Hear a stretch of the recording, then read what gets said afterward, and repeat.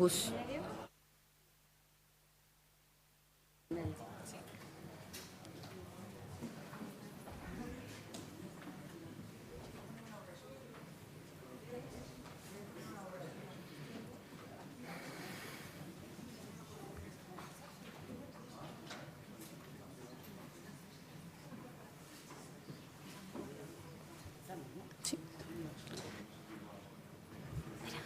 Buenas tardes, bienvenidos. Quería comenzar presentando este encuentro internacional, dando las gracias a todos los participantes y especialmente a Ariana Cantís, que está aquí a mi lado como comisaria de todo este proyecto, que solamente para que se hagan una idea del éxito que hemos tenido, ayer en Tabacalera hubo prácticamente 900 personas transitando por los performances, que pienso que además es como un hito porque ha habido ese público en otras ocasiones, pero no en esta cuestión tan innovadora como es la performática, ¿no? También comentar que el Ministerio de Cultura, la Dirección General de Bellas Artes, sí que lleva apostando por la performance desde hace 4 años, que llevamos haciendo estos encuentros consecutivamente de carácter internacional. Y comentar también que realmente todo lo que atañe a las artes visuales es algo que ha sido como crucial, estratégico dentro del Ministerio de Cultura estos años, especialmente este año. También comentar, no sé si habrán leído en la prensa, que se ha presentado hace una semana prácticamente una estrategia de las artes visuales que pretende ser una hoja de ruta, una guía entre las administraciones, los creadores y todo el sector para que podamos caminar juntos y podamos llegar a un buen puerto. Una de las partes fundamentales de esta estrategia es ver esta idea tan contemporánea de las artes visuales como algo que ha superado, evidentemente, todos los conceptos tradicionales de la idea de formato, de soporte, de diferenciación de las artes. Me gustaba traer una pequeña cita de Le Corbusier, porque indica mucho lo que ustedes van a hacer esta tarde y hicieron ayer, que dice: «Mi pecado capital es estar sometido a las cosas visuales. Tengo ojos y todo lo visual, el dibujo, la pintura, la escultura, la arquitectura, para mí es igual». Y dice, es sinfónica. Esta idea de Le Corbusier yo pienso que tiene su origen clarísimamente en una idea más romántica, más anterior, que es la idea wagneriana del arte total, que, como saben ustedes, es realmente la desaparición de todas las fronteras entre las artes y llegar realmente al quid de la cuestión, que es la vida como arte. Yo pienso que estas performances, que este camino que estamos emprendiendo realmente es eso, es intentar desdibujar y a la vez enriquecer todos estos aportaciones que nos dan todas las ramas del arte, y creo que estamos, como digo, en el buen camino y estoy encantada. Otra cosa que le decía también a Ariana es que lo maravilloso de ayer fue que conseguimos un espacio de cultura, pero también un espacio de alegría en un momento como el que estamos viviendo de crisis. Creo que ayer fue un momento divertidísimo, aparte de intenso y de intelectual y de sensual, pero sobre todo, como digo, es esa idea de que vamos para adelante, de que la cultura tiene que ser también eso, un impacto y una alegría y bueno. Le paso la palabra a Ariana. Muchas gracias. Hola, ¿se oye? Buenas tardes a todos. Antes de empezar, unas palabras de agradecimiento para el Ministerio de Cultura, la Subdirección General que dirige Begoña Torres, por apoyar esta iniciativa. Fue, como os podéis imaginar, un proceso intenso de muchísimo trabajo, pero sobre todo de trabajo en equipo. No solo la institución, sino los artistas, los arquitectos, los comisarios, para llegar al día de hoy, en el cual, como comenta Begoña, estamos todos muy contentos, pero también algo sorprendidos. La tarde de hoy, a pesar de que no seamos 900, lo que intenta es dar un soporte teórico al discurso de lo que vimos ayer. Un soporte teórico que no existe. Yo creo que no hay ninguna conclusión. Me gustaría invitaros a todos vosotros, tanto los artistas, arquitectos como los críticos y comisarios invitados, a intentar dar un hilo conductor o por lo menos debatir, explicar, entender, reflexionar sobre esto, yo diría que novedoso, que es la relación entre el arte y la arquitectura, y lo quiero aclarar. Por un lado, podemos hablar de un cierto auge o una cierta novedad, un cierto interés por parte de arquitectos emergentes de trabajar la performance como lenguaje, y al mismo tiempo la utilización por parte de artistas de temas que hasta hoy eran básicamente temas arquitectónicos, como la escala, el territorio, la ciudad, el espacio, etc. Y es para eso para lo que estamos aquí reunidos y estáis todos invitados a participar. Voy a hacer una brevísima introducción de cada uno de los ponentes y luego os invitamos a debatir, a charlar. Están todos los artistas y arquitectos presentes en fila cero, así como el público. Vamos a empezar. Voy a leer el orden primero. El orden será Pedro Gadaño, Theo Lorenz, David Bestué y Marc Vives, Iván López Munuera, Selina Blasco, Carson Chan y Ruth Esteves. Todos estos críticos, artistas, curators y comisarios están invitados a contar su trabajo brevemente entre 10 y 15 minutos. El primero será Pedro Gadaño y no voy a leer sus currículums, sino porque los podéis ver todos en la web o en todos los dosieres que están colgados en tantas y tantas redes, sino que me gustaría decir una única frase de por qué están aquí. Pedro Gadaño es arquitecto, es crítico, es escritor, vive en Lisboa actualmente y está aquí porque él y yo llevamos años una relación de amistad y de compañerismo profesional hablando de este tema. Pedro ha escrito 2 artículos que son básicos para entender la relación entre performance y arquitectura, uno en el 2007 y otro recientemente, uno en el 2007 en el Congreso de Oporto Dédalus, siempre me equivoco, y el otro es un artículo reciente que habla del auge de la performance en la revista web Domus, y creo que es mejor dejarle la palabra. Así que muchas gracias, Pedro. Empiezas tú.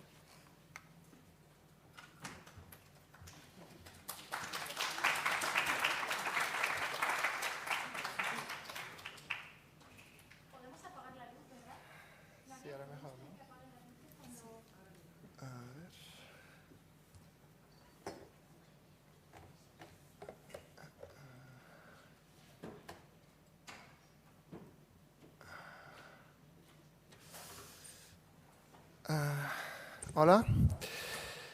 No voy a presentar en castellano, pero quería agradecer a Ariadna y al Ministerio de la Cultura por la invitación y también por hacer posible todo este evento. Para mí es también una forma de descubrir más gente que creo está trabajando en una forma que me parece mucho interesante, en el modo como interroga, cuestiona, critica de algún modo lo que ha sido una acepción reciente de la forma de hacer arquitectura y ciudad.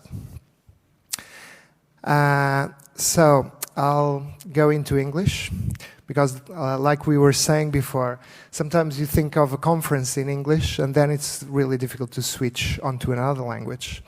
And so what I wanted to present here is not just this idea that performance architecture might be rising or appearing or emerging, but really explaining what I think is performance architecture. Why do I call it like that? Why do I have this sort of slogan to talk about it, rather than talking about architecture and performance as separate entities, as separate formats? The reason why I'm doing it is it's because, basically, just like in recent years, you all have heard about minimalist architecture.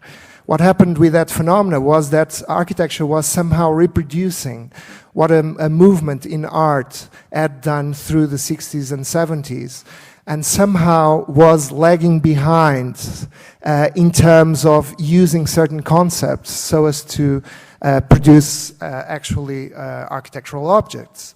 And this doesn't mean that architecture is always lagging behind in regards to contemporary art, but it means that sometimes it's happening at the same time, but sometimes there are elements of art, of the history of art, that have to be absorbed, have to be sort of historical already for architects then to receive its influence or absorb its influence or using its influence even in an unconscious way. So this is the story I want to tell, how I see this relationship between some practices that I see today in Europe, in South America, in the States and so on, and what had happened already historically in terms of performance art.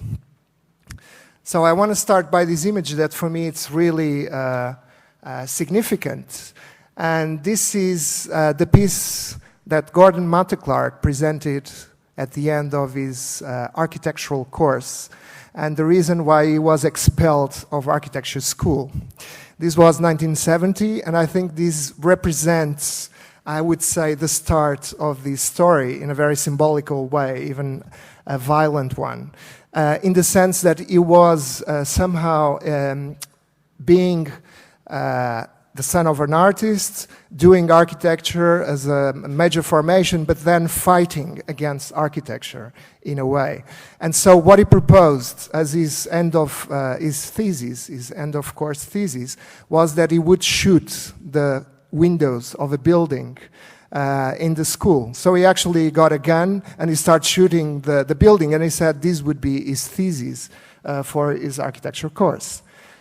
And I must say that this action, this kind of situation, was then later reproduced by some artists, namely Chris Burden, who made one of his famous performances shooting a 747, but even more famously, one in which he himself was shot within the gallery space.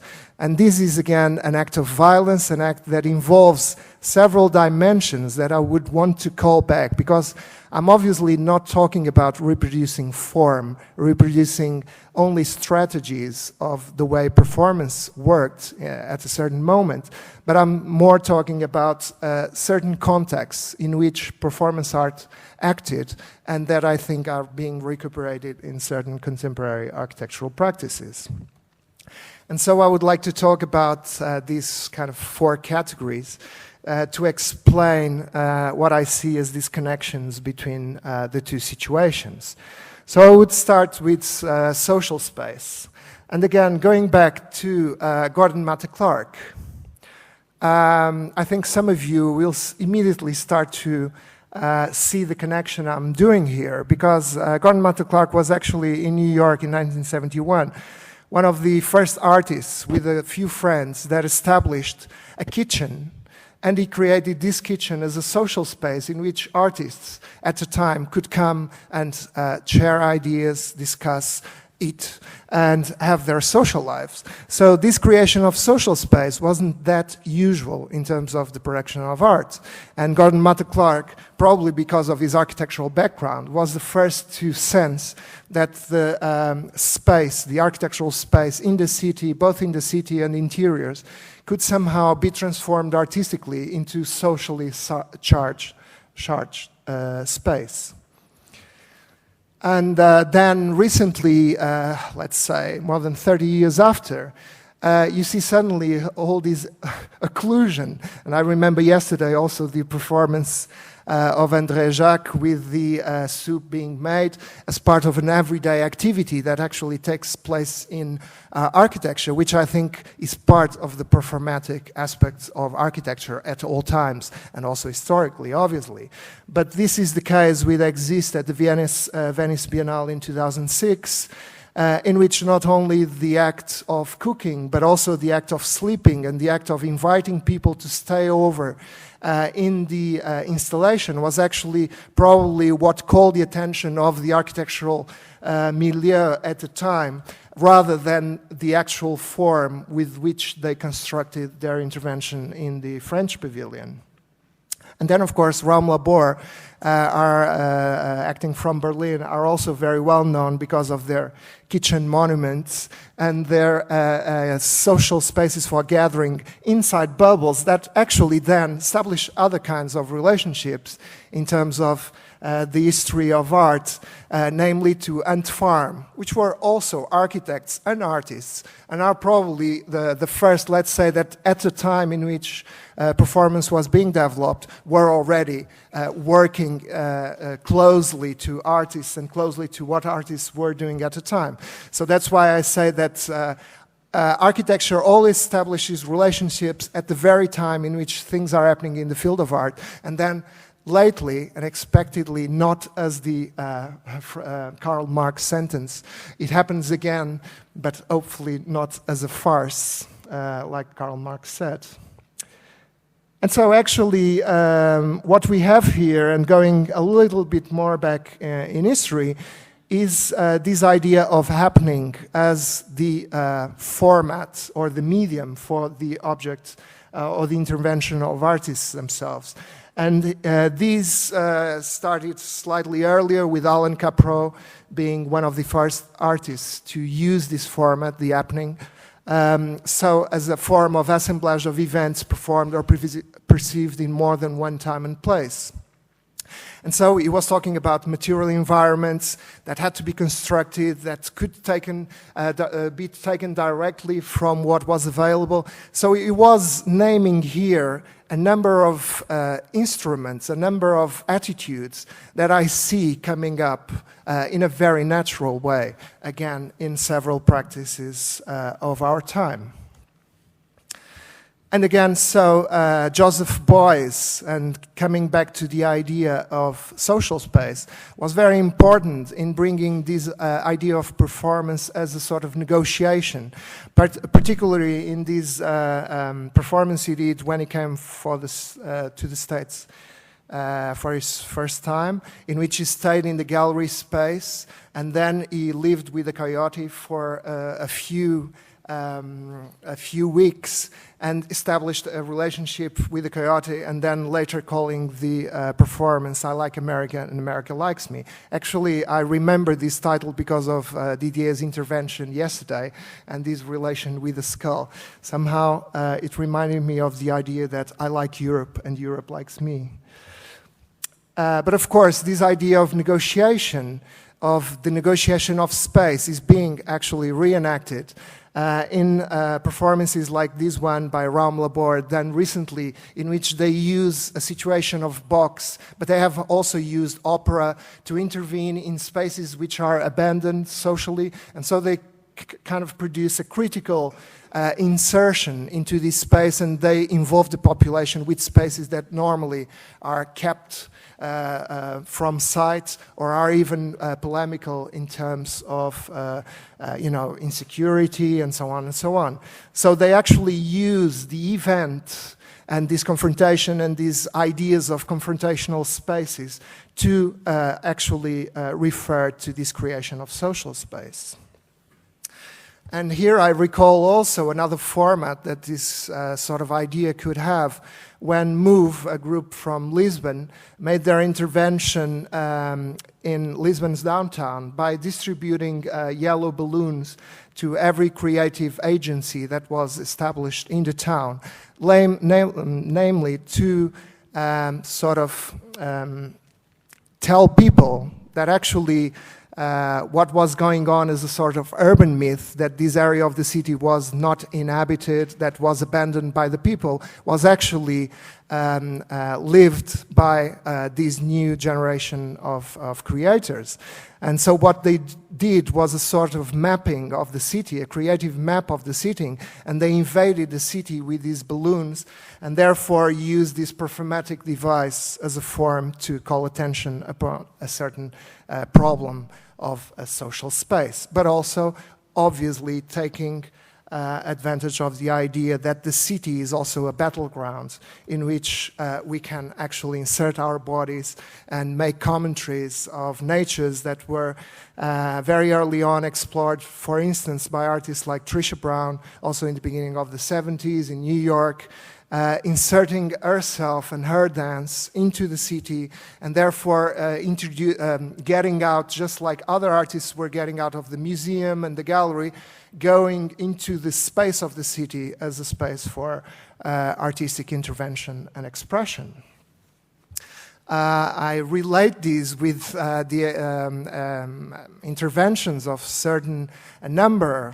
large number of people today that also have this idea that the body in itself should be present in the way architecture is evident and leaves its mark in the city. So I recall here Didier Fuse-Faustino, but we could speak also of Feld 72 and other projects by Raum Labor and so on, in which the performance of the body in the objects that are left by the architect are an essential part of what you read of the impact of this object in social space, which again can connect back to other ways, other performances that use that used in the 70s the city space, like Vitor Conchi's following pieces in which he followed people around, or the blinking pieces in which he maintained the images when he blinked, he photographed, and he made sort of paths through the city by the presence of his body. Again, taking the artist and the artist's expression out of the museum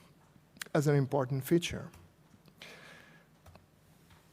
These, again, could be connected to what stalkers start doing in Rome by the middle 90s until today, which is taking also this aspect of the architect being involved with mapping territories and mapping the city, but doing it in a more performatic way by doing walks in the city, so relating also to certain practices of art in the city that normally had this relationship with nature, like Robert Long, for instance. And therefore, in these terms, using these strategies so as to create their new form of relation with the city as architects.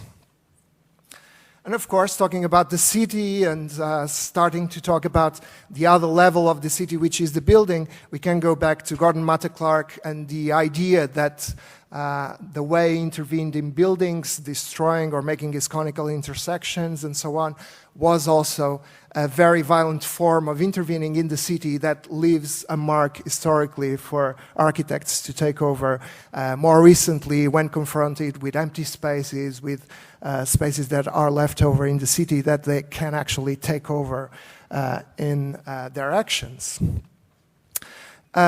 This, in fact, for me, connects with what I consider to be two main aspects of, let's say, a performance side to architecture already from its beginnings. One, it's the construction itself, or in the case of Gordon Matta Clark, the destruction, calling attention on the construction itself, which I relate to already actions from the Dadaists, but also Kurt Schwitzer's following the Dada movement, in which he actually reconstructed his own atelier constantly and created this space that was ever evolving. And therefore, there is a performance associated to the act of construction itself. And that's why I think performance, in a way, instills and appeals to participation, because when you involve people from the city to come and do self-construction together with the architects, you are actually enacting or reenacting in a stronger way aspects of a performance, which is construction. The other being, of course, the use. And therefore, when we talk about the kitchens, when we're talking about social space, we're using a dimension of performance of architectural spaces that was always there, but it stood as a kind of invisible until very recently, when people start talking about the users and calling attention upon the role and the presence of the user in architecture. So again, exists, calls this attention to the users, both the invited people, both the volunteers that come on to participate in the activities. Again, using strategies that relate to a sort of construction that is not formally intended as iconic, obviously, but trying to call attention on the informal aspects of these aspects of participation. Again, Koberling and Kaltwasser with the Jellyfish Theatre in 2010 in London. It was actually the first full-functioning theatre in Europe that respected all the regulations necessary for a building in Europe to work. It was the first full-functioning theatre that was actually done by collecting garbage from the area, this is the city in London, and by using volunteers to actually build, in a process of 3 weeks, this theatre for a festival. So again, these aspects of the construction, more than the aspect of the building, are something that are, for me, highly performatic. And again, of course, if you speak in this Spanish case of Santiago Cirujeda, this action of the performance by the construction, by the appropriation of urban space becomes also a reason for recipes that can be shared, that can be given to people as ways of acting within the city. Therefore, the political aspects of performance architecture. So this relates as well, like I was saying earlier, to what we could call shelter space. I think shelter space is not a category like the others, but I think is a relevant category for our moment, for a moment of crisis. And I think it's quite amazing that because we're considering so many temporary structures, that so many spaces relate to this idea of shelter, either of homeless people or situations of temporariness, catastrophe, and so on. And again, you can go back into this history of art and performance and see that Krzysztof Wodicko was already in '88 concerned with these questions and exploring forms and aspects of how artistically he could express a critique of the situations. And I think these obviously come back again with an example by Move in Lisbon, in a situation that of course uses materials that come off the shelf, that could come from IKEA or any other place that sells these tents, but then creates the social situation of gathering these tents and putting the iPod and champagne for the homeless people in Lisbon to be welcome into this space during a festival. It's also the fact that most of these practices, as I gather, are obviously temporary and are obviously, in many cases, leading with situations of festivals, events, and therefore also calling upon a dimension that was more typical of the art field than traditionally of the architectural one, which always, as you know, looks for permanency. So again, the ideas of refuge and shelter that were already on the concerns of some artists, not necessarily performers, but carrying this idea of performance into the very objects they made, was again being taken by, for instance, and I'm not saying that they are being taken consciously. I think there are themes that are there that people capture in a certain moment. And here, André Jacques takes this idea of the one-person habitat into something that reproduces the logic of the city and has everything one needs to survive within the urban context. Just like Didier Fusé-Faustina, for me, this is a piece for me very interesting in terms of a psychological idea of shelter, which is very critical, in which he have to do this monument, let's say, within a social area with social housing. The architectural element that he picks upon is the interior of the stairs, the concrete stairs within this, the repetition of these elements, and he transforms this concrete object, isolated from its context, into a sort of single playground for a basketball player, so that people can actually isolate from the rest and stand on that space. Being that the piece obviously is ironic in terms of calling it Stairway to Heaven. But I think, again, we see here problems of social space, of body space, connected to something that goes in between art and architecture, like it is the case of Didier. Didier is around there, so he could later comment on these aspects. And one of his first pieces, actually, I think it was very symptomatic of these attitudes, and again of the idea of body, in an attitude that was not so frequent in architects, which is using his own body as a model to build the object, and then establishing obviously a social and political narrative, in this case related to immigration into Europe. This would be an object to carry illegal immigrants into Europe. But what I find interesting is this relationship to the body used as the body of the architect himself, which relates to the way, actually, obviously, in performance, the body was an essential part of many activities.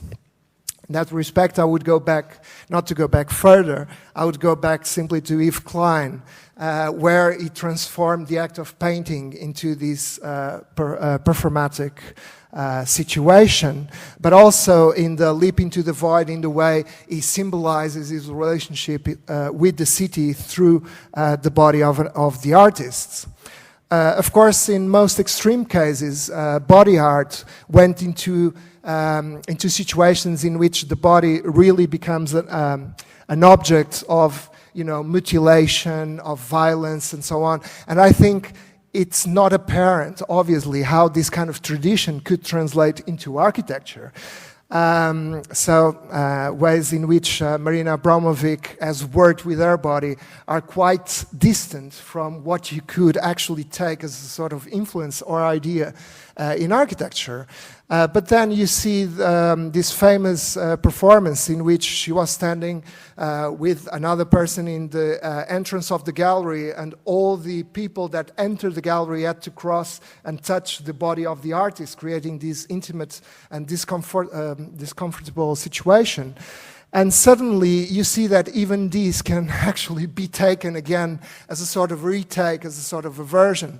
In this case by American architect Alex Schroeder, who talks of his work actually already since a few years ago also as performance architecture, and relates again to this tradition to create new situations in which these sort of discourses are taking on to another aspect. And here I would like to make a sort of a short deviation, just to say that I must say that I'm quite critical of the moment in which an architect starts doing installation or performance by itself, because I think the architect still expresses himself in the medium of architecture.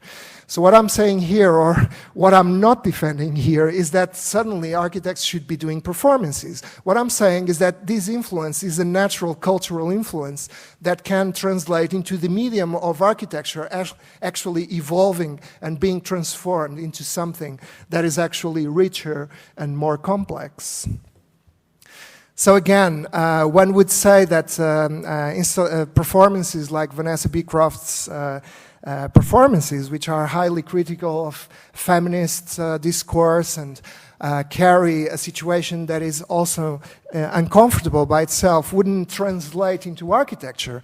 But suddenly you see Philip Ram's installation in Venice in 2008, and it's like the same kind of attitude of a body that is there, and it's indifferent, but it has a relationship with the space that lives there that becomes suddenly apparent. And the fact that the bodies are there and they are brought onto the public with their nakedness somehow also calls a different level of attention to the public in regards to the architecture that is being presented. So we're no longer seeing, in this case, an architecture that is being photographed empty and devoid of any use of any intervention by people. So again, in Didier Faustino, you could maybe say that this kind of situation of using the female body with all its politicized aspects could become either aggressive or ironic, and becomes part of a subtext that here serves to somehow criticize modernity. And again, I can't help establishing this relationship in between the most weird and strange aspects of performance, like Orlan transforming our own body as part of an artistic process, and then seeing again one of the pieces by Didier Faustino, in which again the body becomes the object for the transformation, and it becomes the architectural shelf itself. And I would like to stop and finish with this image to recall again these two notions that for me are important. One, that use is a performance, and the other, that construction is the other kind of performance that is always present in architecture. And I bring these because Robert Morris, with his box with the sound of its own making, is somehow one of the artists that makes the passage from minimalism as objects that stand within the gallery space and create an alteration of perception of that space, which is also critical. And I think that criticality has been lost in minimal architecture. But he also introduces into that object the performance of the object being made, and introduces the tape and the sound of that performance into the object. And therefore, the object carries a new sort of story. This being said, I would say that, like Rosalie Goldberg said about performance art, and she said that it was a way, historically, to appeal directly to a wider audience, as well as a way to shock the audience, so they would reevaluate their own notions of art and its relation with culture. I would say that maybe we are in a moment in which this shock treatment is needed by architecture itself. Because, let's say, with the star system, with this kind of decay and fetishism of minimalist architecture, we have become, everybody has become to accept architecture as something that is, in a way, serving the powers that be, and is completely installed into society as something accepted. And maybe we have to shake the foundations somehow and criticize this position and ask ourselves if architects shouldn't be also having other sort of cultural and political positions in regards to our current history and reality. That's why I connected this idea of performance architecture in my article for Domus to the idea of going back to the streets, because that's one idea that I see undergoing in many of these projects. Although some are made for galleries, some are made within the context of events, many of the most interesting situations in what I call performance architecture have been done in regards to local communities, involving populations, establishing situations by reclaiming spaces that were actually out of the architect's dominion, because architects would be working on spaces that were determined by others to them, where they should act, how they should act, and so on. So I think in this respect, architects could take a different stance in going back to the streets.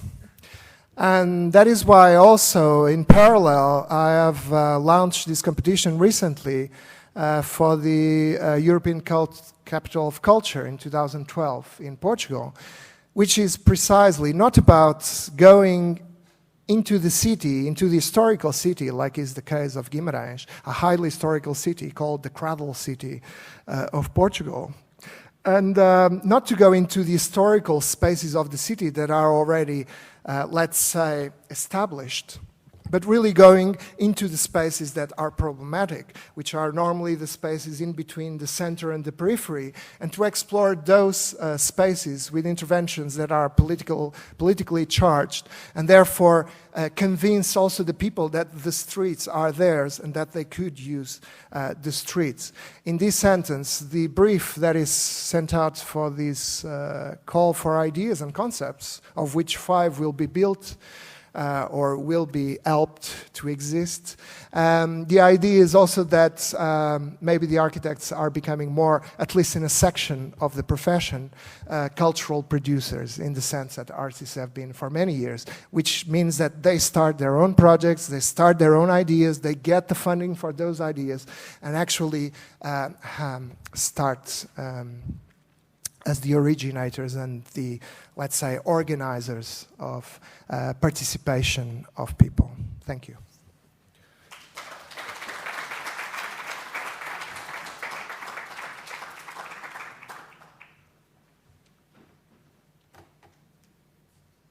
No sé si ha sido más. Okay, gracias. El segundo participante es Theo Lorenz. Theo Lorenz es arquitecto, trabaja entre Inglaterra y Alemania, además de artista visual. Su trabajo se sitúa en la frontera entre el arte y la arquitectura y está especialmente interesado en la relación del espacio digital y físico y la asociación entre temas y objetos.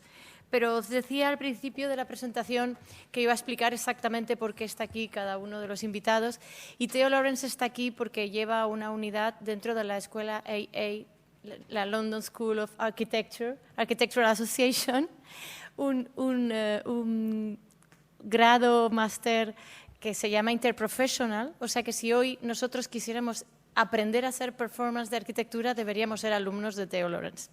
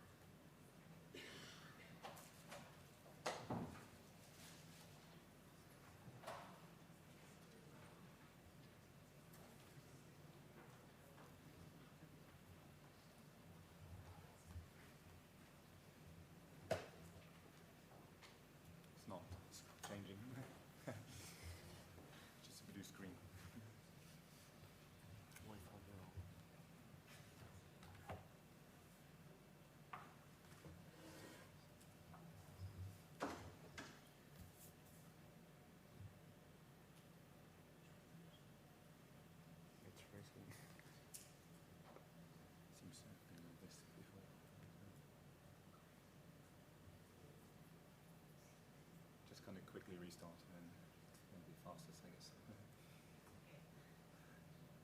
Yeah, we have to use different computer, so otherwise animation wouldn't have run. And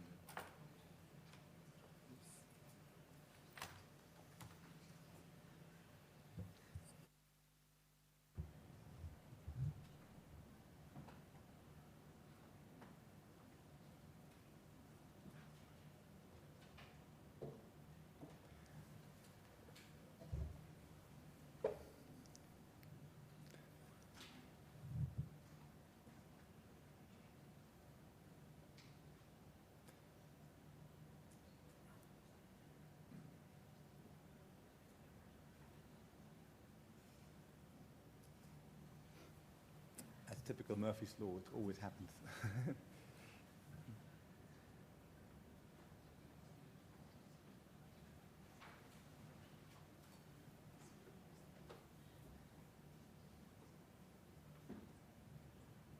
Otherwise I can present on that one.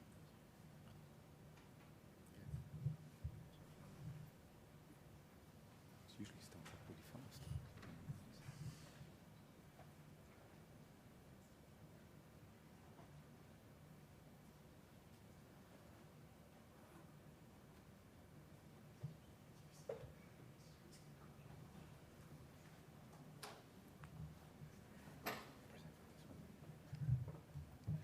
Maybe we can swap before the movie at the end.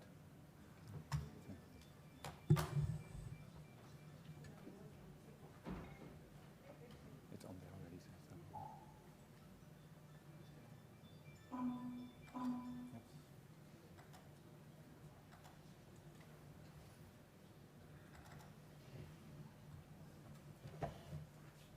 Try.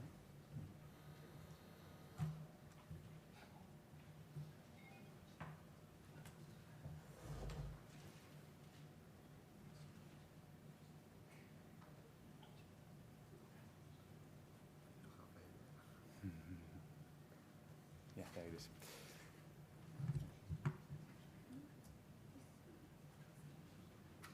It's not on here though. It's not here yet. It's not showing up on the other one.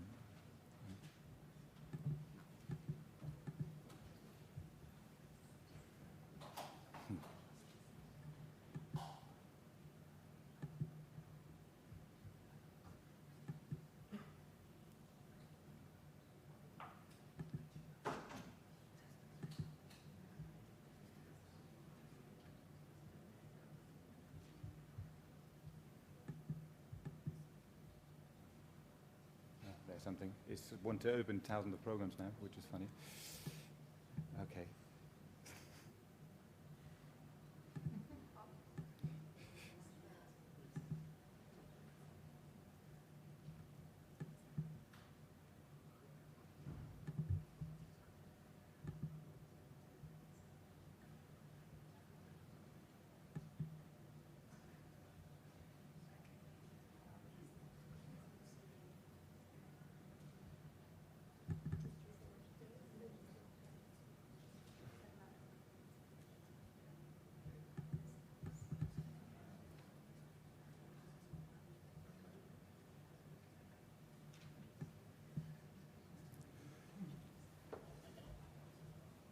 literally Murphy's Law, it says my license is not there the first time in 10 years.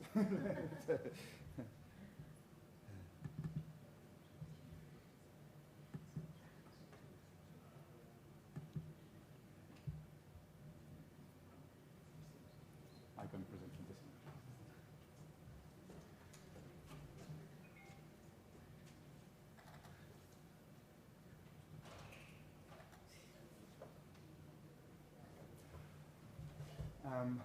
Well, I'm actually going to continue quite there where Pedro left off. This microphone placing. This kind of transition between... you have to push the microphone. Really close? Yeah. No, Okay. push this button. Push. Okay, here we are. And then that Now one it's off. ready. I was on the wrong one. Okay. I'm going to continue there where Pedro left off, actually.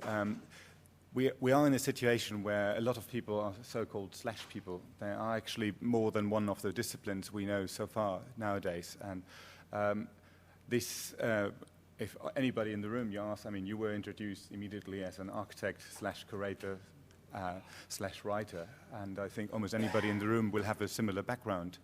The interesting thing is that still the image and the way architecture in particular, but most other creative disciplines are perceived, is that we have a creative idea at the beginning a priori, and hopefully we can just continue all the way through without any kind of transformation, bring it through a realization. The typical example of that is always the fountainhead architect in Ayn Rand's book, but who's like dreaming of this idea and fights till the end, so it's not changing at all. And he has this wonderful building, even suffering through physical pain in order to get there. The reality, of course, is that we have to negotiate, and we try to have as little other impact as possible, be it in architecture, in curation of projects. If you have the possibility of just going ahead, you don't want to have so much compromise, let's say. But actually, the results nowadays are not that way. And the projects themselves are often measured simply by their scale in budget. So is it a big successful project, or do we have different possibilities within them? So the money actually, which has to come before any other project starts, will distinguish what kind of project it can become to. But then, as you said, in hard times of austerity, there is not just simply this possibility of starting in this way, but in other times, sometimes there's not either. So what we discuss often is that there should be the design of the design process itself, meaning there can still be the final product as the grand idea, but not having only this as a final thing, as the big architecture, the big exhibition, or things like that, but actually designing things at any given time to be a full-fledged project, be it an art piece, a piece of writing, a performance, an exhibition, that can lead in step by step towards bigger scales and different things. In a way, almost going through the different categories you were showing, Pedro. But still, in this kind of way of thinking, you would still have the big carrot at the end of the room where you try to get to. So your creativity might be still limited. Still, you have negotiation with other disciplines, but there's not real collaboration, which brings new things out. And the result is negotiated, and actually negotiated in a way that is better, but it's still something which is kind of predictable because of the way it tries to go as a path. But the variation within that path is much larger. So the thing we do within the interprofessional studio at the first glance looks like chaos, but is actually trying to find synergies between so many creative processes that go on, and they always do go on, and I mean, this whole event is a proof of that, that things can be started at different times from different ends. Finding the synergies can bring things forward without actually having to have a carrot in front of them, and just by intense networking and trying to bring things forward in any scale, you can start gaining more and more realized projects, because that's a big difference. And these projects are always realized, because even if it's just a little meeting at a coffee table, if it's already about this thing, it's always already realized. The nice thing about this is as well, and that's why it works especially in times like this, is that it's not dependent on a pre-set budget. The budget shrinks and grows with the project itself. It might actually go from a very small project to a large one, but back to a small one. In the same way, the budgets would divide into different individuals and so on and so forth. The examples I'm going to show are the examples of the last 3 years from the Interprofessional Studio. We did a series of events throughout Europe from budgets as small as £3,000–4,000 all the way up to £20,000, but that was the top limit of it all. But in that time, the biggest building the AIS ever built, and some of the events with the most visitors the AIS ever had. So even though it's never so predetermined what the outcome can be or has to be, the results were always unique and unexpected and triggered many more projects and events in themselves. This is a place you all are probably very familiar with, and maybe some of you have been to this event. It was in April this year, was our smallest event of the year, in the biggest space of the year, which is, again, one of the funny things. It doesn't have to be actually that the relation of space is in relation to the work you have to do within it and what's the status of your testing within this kind of networks. So we touched the first time base with the Matadero, to bring out 8 dancers and musicians and a couple of spatial forms to have a first performance series down at the opening of the Matadero, which was, again, a huge serendipity for us. In the planning, in a conventional project, this wouldn't have been possible because you would have had to have a certain date for an event and a certain budget for it. Everything was shifted 15 times in a way, in a good way, because all of a sudden, except of being just an evening somewhere in another event, it became an opening for the whole site of Matadero, which for us was quite a challenge, but from something which was a small test, it became a really big project all of a sudden. These inflatables are entirely as well made out of network connections, hence they are from resources, the material, as well, the sewing, everything is within the networks and is done by the students and from material which is usually just rubbish material of an inflatable manufacturer. The dancers are a network which actually formed for us, which usually work for the English Ballet and the Rambert and various really renowned kind of dance groups, and developed right from the beginning of the year the project with the students. The second event was one of these events you mentioned in difficult areas. In Cologne, there's an area which is called Ehrenfeld. It's the one where they really start a gentrification, want to have huge developments. All the big media companies all of a sudden move in. But it's actually an area that works as an artist area. It has the best clubs, it has the best kind of artist studios, and they're bit by bit pushed out. Down there is an institution that is called Design Quartier Ehrenfeld, and they hosted this event and for us, where the same basic instruments of design were applied then to the space and reconfigured and transformed into the new thing. So the found objects, for example, is a huge industrial scissor lift, and as well the different materials we actually brought from Madrid were transformed into one of the scenes within a 1-hour performance. As well, the offices were transformed into spaces that are projection fields with live dance behind it, with video footage the students produced beforehand. This is actually used to be a delivery for food in the very same space, and there were a lot of pallets and things like that still in the area around. So in order to again resource only local material, the whole stage became like these piles of pallets, which were incredibly good to dance for the dancers because of the flex they had, but as well it offered a very new way of them to move on different niveaus at the same time. In the space itself, because it was so raw, and actually coming from Matadero, where you had quite an impressive space, all of a sudden had quite a dark and not so impressive space, I mean, just a very plain industrial hall, the inflatables all of a sudden took a very different dimension in there. I mean, they took over the room and became more or less the room themselves. yet making very much use of this kind of raw background.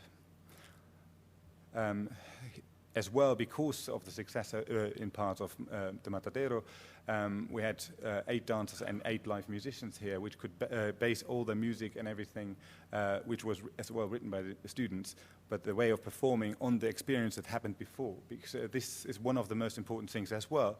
If you do things in small steps and in different directions, you can rehearse and iterate and change in different directions. Hence, things can get better, sometimes as well worse, but in the overall package, things develop in more than one direction. And I think the interesting thing is as well, if you work with different groups of professionals, the ambition to stay professional in each of these categories is immensely high. Hence, I agree very much with you. If architects just want to do another profession on their own, it doesn't work because they have an architectural ambition within it, yet they would be satisfied with a less quality of dance, for example. So only in this really intense collaboration, you as well then have, for example, professional lighting, professional dance performance, really amazing musicians, which give more than usual because that they are in an area of experimentation where you usually wouldn't be. At the end of the cycle, we came back to the A, which was by far the smaller space, by far the most difficult one to organize, because obviously if you're at home, everybody has an opinion. And, but as well, the ratio of the construction then to the space became as well the biggest. So we took over the backyard of the whole AA and a couple of rooms within them. All the footage, because we had a lot of filmmakers and graphic designers as well within the course, all of a sudden became the main feature of being displayed. So having had more than one performance before, again, you can transform every material into a new kind of existence. Nothing stays the same. It's in constant transformation. And hence, you have the most rich event always kind of growing with the amount of footage and way of documenting it. The better and more professional all your documentation is, the more existent and after effect you can have. Because the most important thing with all this, in opposite to purely temporary projects, is that you measure it not by the success of like how many people are coming necessary or things like that, but how does it develop in total? Where does it go from there? Do you have new connections together? Are new projects emerging out of it? And is it, in a way, is it still growing or going into a different direction, multiplying? As well, the kind of audience relation to all this performance has changed each time dramatically, which is as well a quite unexpected thing, because the same performers, let's say, as a group from architects, from dancers were there, but then the relation, because of the spatial environment everything was in, was either much more intimate or much more remote from each other. So funny enough, the medium space in Cologne was the one where the audience kept the biggest distance, and actually had not such a direct interaction with the art pieces and with the performers themselves. This is the third year you saw. I think there are a couple of more images of that event. That was the final event just actually 3 weeks ago, before the new group started this year. Here you can see, for example, as well, the footage from the Cologne boxes all of a sudden became a wall piece, which actually looked pretty much like the real projection itself, and transformed the AA space in quite a lot ways. And as well, different installations all of a sudden became focus of the things, which before it was much more muddled in, but here you could kind of focus clearly on different pieces and of installation within the things. And as well, the kind of narrow space of the A, which everybody knows obviously so well once you're there, is quite important as well. If you transform something, you know the degree of transformation you can have. The year before, we had an event in Covent Garden. It's very, very rare in London to find kind of slack spaces. In Madrid, I mean, the wonderful space we saw yesterday, or in Berlin, you find loads of spaces which are quite unique and raw and actually have the patina to them. In London, that usually is taken over by some commercial company within days. This space, funny enough, because it actually is only allowed to host D category event, hence performance, is empty for 10 years, because in London the regulations stipulate that if a building is usable, you have to pay tax.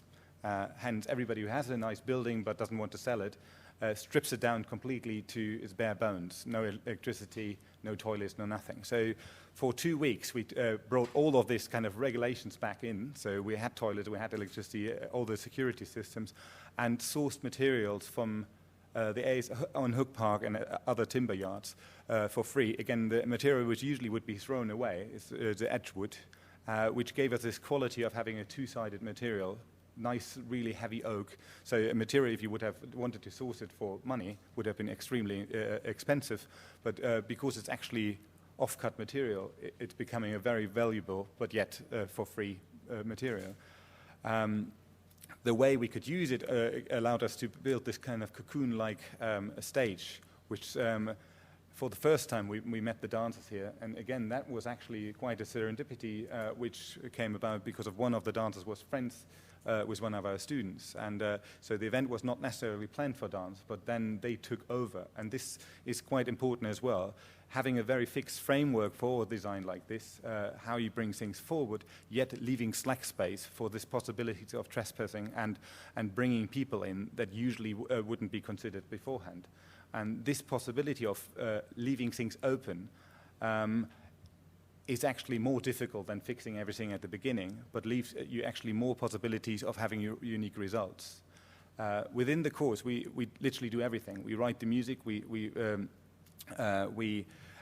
do the fashion design, we build the buildings, work with the choreography and everything, because we have a network of professionals, and they would never allow any of this to be substandard. So again, here, material we sourced for free. Students are really bad in managing material. So in the A, we have tons of 50% used timber. And if you calculate the space which is still available, we could get all the tables and all the kind of hanging structure there out of it. And transform the space in quite a unique way, even though it's a very minimal structure actually from what it is. It's just a couple of rings of timber. Everything we do, we try to always embed as well within the context of the location. So Covent Garden, it was the most creative space in London for a long time, yet now it's just a touristic and very commercial space. So we hosted a lot of workshops with the locals in order to see how this creativity could come back, and especially find this kind of slack spaces as it was here within this left-alone house. We hosted a couple of talks from political talks with the just new elected government, representatives from the culture ministry, and this talk was a music producer, Andy Dean, who's one of our tutors as well.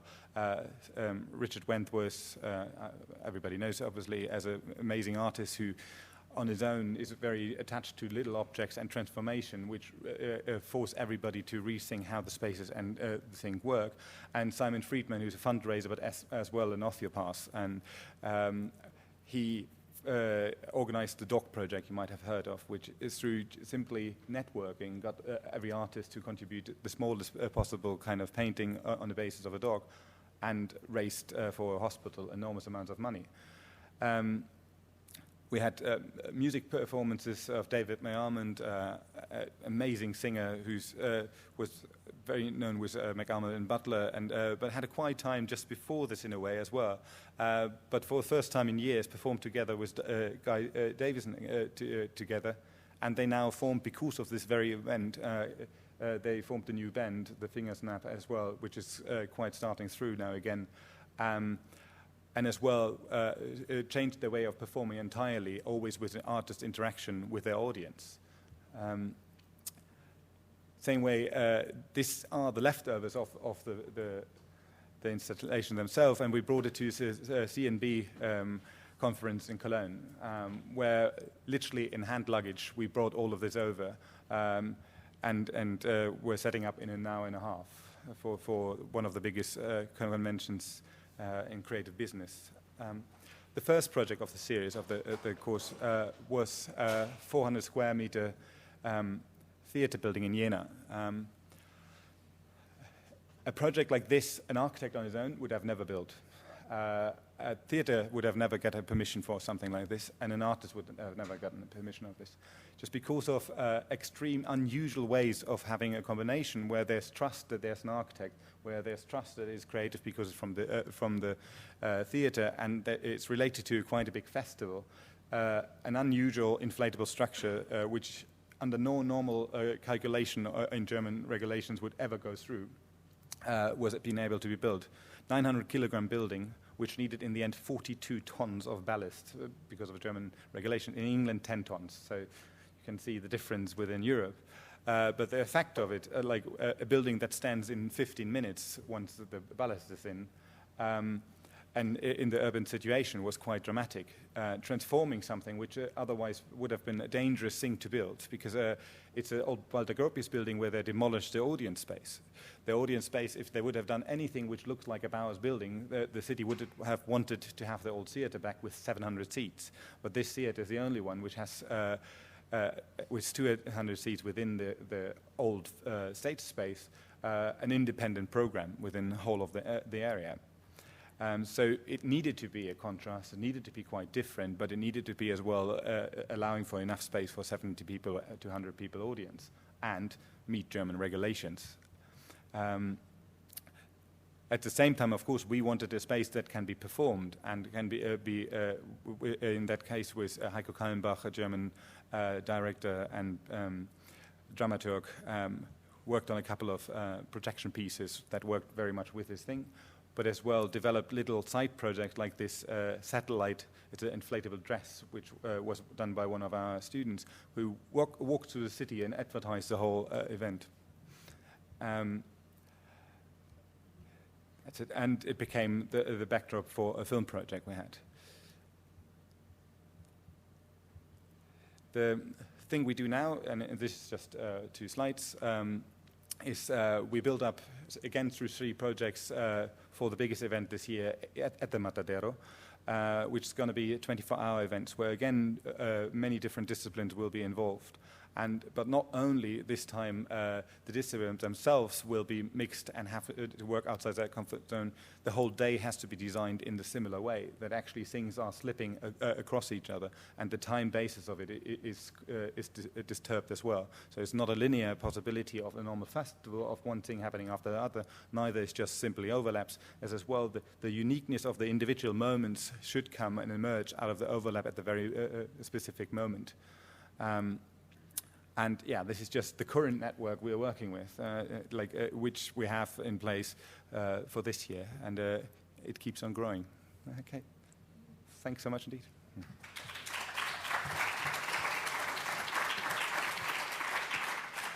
I have a 2-minute movie if you want, but it's just I would have. I mean, it's running really slow from this, so I would try to put it just from here.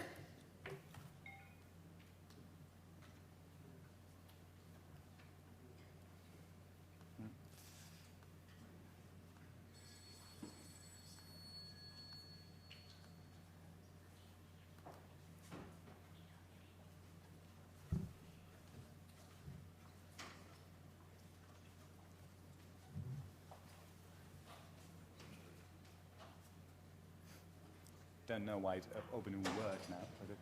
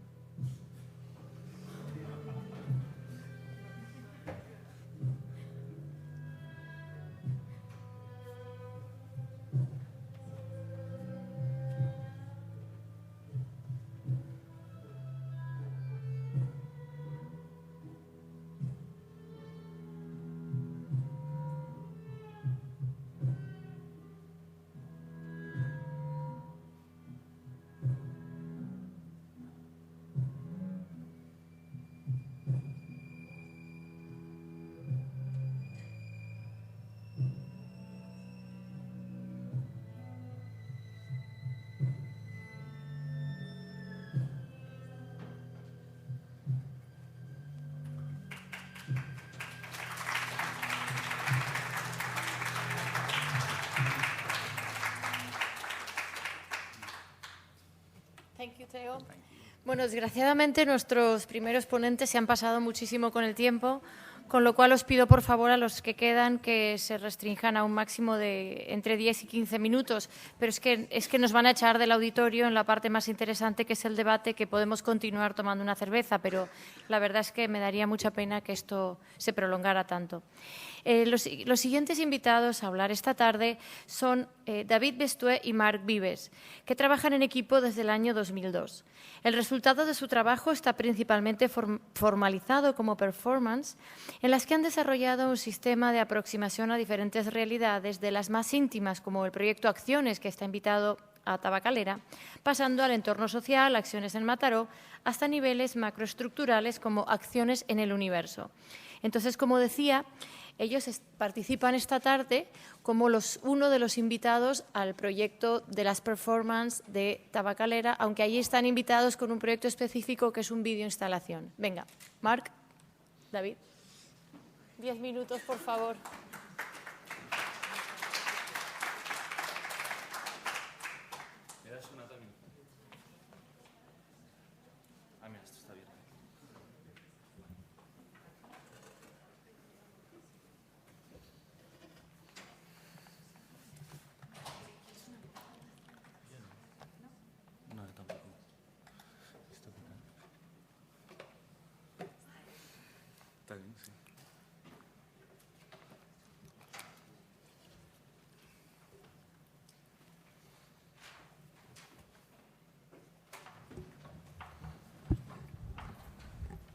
¿Se oye bien? Hola, sí, un montón.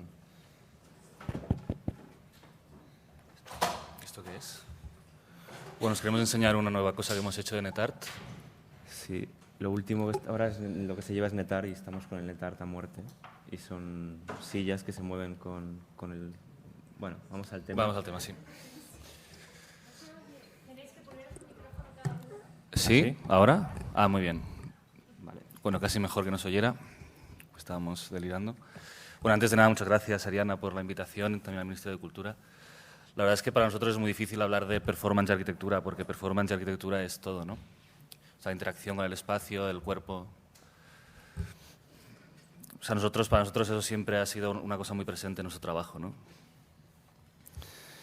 Bueno, lo que os queremos enseñar básicamente son unos 4 o 5 proyectos. Intentaremos ir un poquito rápidos y a través de los proyectos, pues bueno, pensamos que mostraremos estrategias por las cuales nosotros abordamos estos temas de lo doméstico, de la ciudad, etcétera, etcétera. No sé, si vamos muy rápido. Sí, vamos muy rápido. Yo creo que hacer así con la cabeza y llegamos donde llegamos y ya está. Yo creo que podemos hacerlo muy rápido. Vale. Yo creo que nos centraríamos en acciones, yo creo. Bueno, vamos a ver dónde llegamos. Vamos a ver dónde llegamos. Acciones en Mataró, pues es el primer proyecto que hacemos juntos, nos lo encargan en la facultad y bueno, es una cosa sin presupuesto, sin espacio expositivo, entonces decidimos hacerlo pues, directamente en la calle y consistió básicamente en unas 60 o 50, no sé cuántas fueron, intervenciones en el espacio público. No había una intención social ni una intención... No necesitábamos crear grandes estructuras físicas ni conceptuales. Para nosotros lo importante era una relación directa con la realidad, una relación anónima, una interacción ni siquiera lúdica, ¿no? Queríamos establecer como pequeñas bombas que la gente se las encontrara de improviso, ¿no? O sea, no estaban anunciadas las intervenciones en absoluto, ¿no? De hecho, las fotos son furtivas, son hechas de lejos, porque... Si la gente de repente veía que la estabas grabando, pues por supuesto pensarían que estaban formando parte de algún tipo de cámara ficción, oculta, ¿no? sí, algo las desactivaría, sí. Bueno, esto es un añadido en una escultura abstracta, hacíamos cosas así. Vamos a ir rápido. Sí. Esto es un charco dedicado a Federico Zara Torres, por una historia muy compleja que ya explicaremos en otra ocasión. Estos son pequeños oteizas en bares. Estos son pequeñas olivas, bueno, pequeñas no, olivas negras, en rejas. Esta es muy entrañable, es ropa interior en casas privadas. Ahí está un poco lo que nos interesaba, ¿no? Ahí está. Bueno, nosotros íbamos a Mataró, íbamos a menudo, y la idea era, pues, con estos gestos que eran, pues, estaban pensados, a priori no íbamos a Mataró así a la brava, estaba todo listado y todo cotejado, pues la idea era generar estas pequeñas historias con estos gestos. Fue un cotejo constante. Cotejo. O la medalla de cartón, por ejemplo.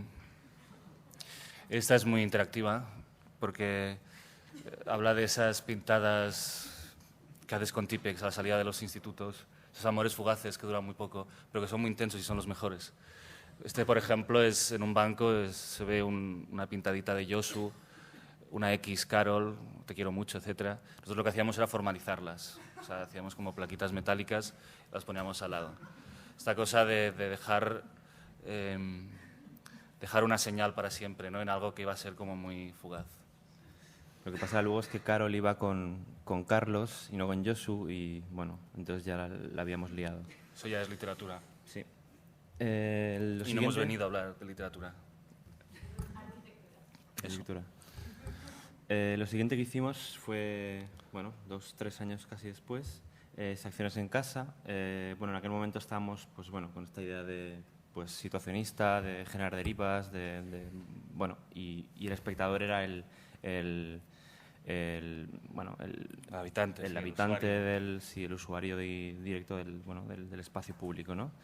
Pero bueno, también hubo algo como de sazón al ver que, bueno, no sabías muy bien hacia dónde iba todo eso, y quisimos controlar todo lo que pudiéramos al máximo, y por eso nos decidimos en hacer un vídeo, que es el que está en Tabacalera.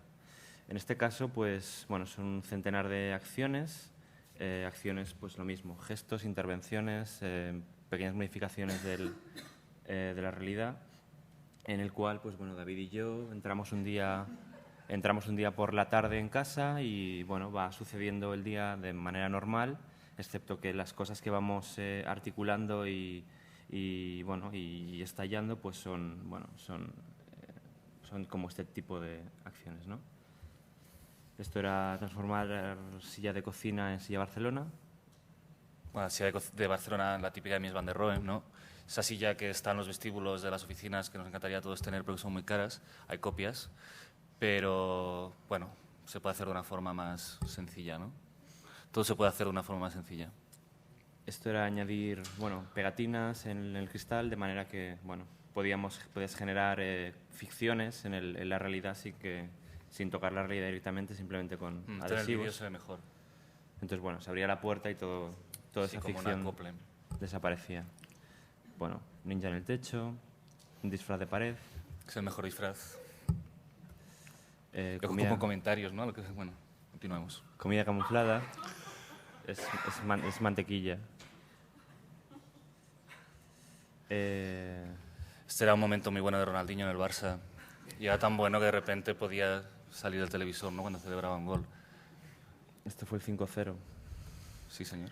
Jugarse la vida. Esta es, bueno, igual que la de los calzoncillos, pues una acción que nos sirve un poco para explicar el grueso del proyecto.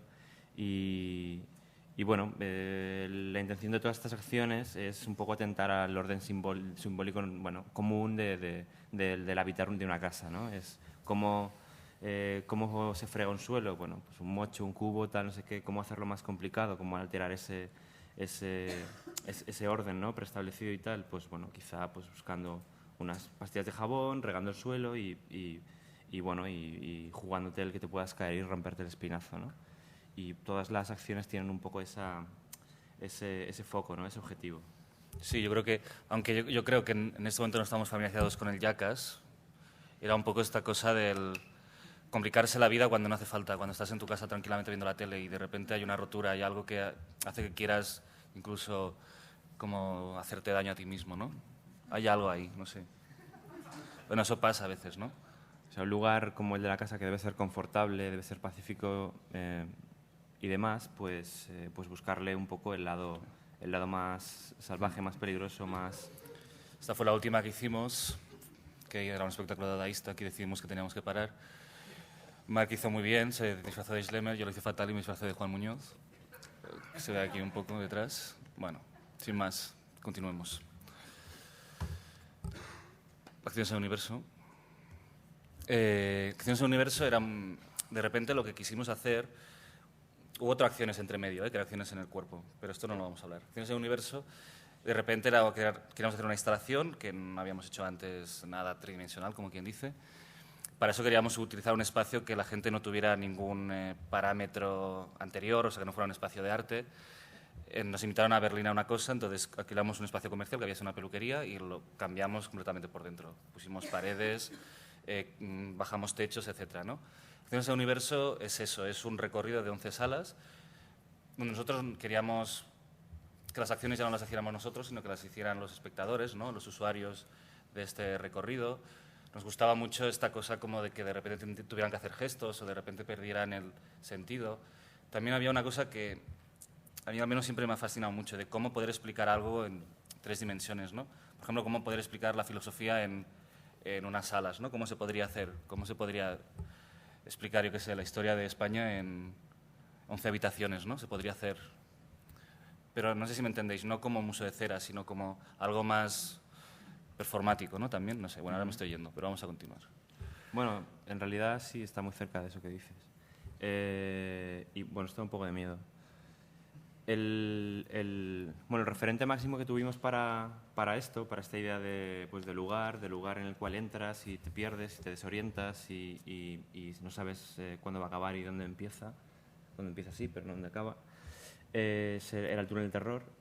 Y como decía David, pues bueno, utilizamos esa secuenciación de espacios más grandes, más estrechos, para contar pues, una posible historia del universo, ¿no? Que empezaba en lo microscópico, seguía por el interior del cuerpo, pasaba por el interior de la Tierra, iba a la superficie, y entonces empezábamos a hablar de cuestiones más conceptuales, ¿no? La perfección, la concepción de las ideas, de los conceptos. La dialéctica, la psicología, el fin del mundo.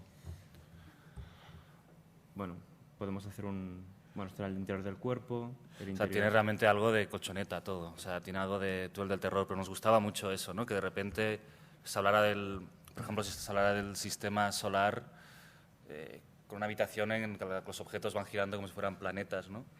O que de repente la perfección, o sea, que la perfección fuera de repente esta cosa como tan choni, entre comillas, de poner cintas elásticas con halógeno. ¿Esto es un halógeno? No, sí, bueno, una luz negra. Lila, sí. ¿no? Vale. Vamos.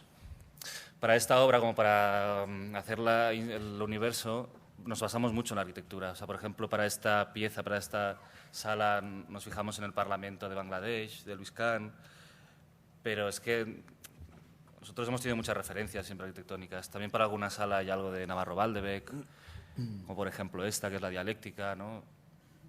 Es que yo creo que ahora tanto arte como arquitectura está muy entrelazado también a nivel de los inputs que vamos recibiendo, ¿no? O sea, tenemos un aprendizaje común.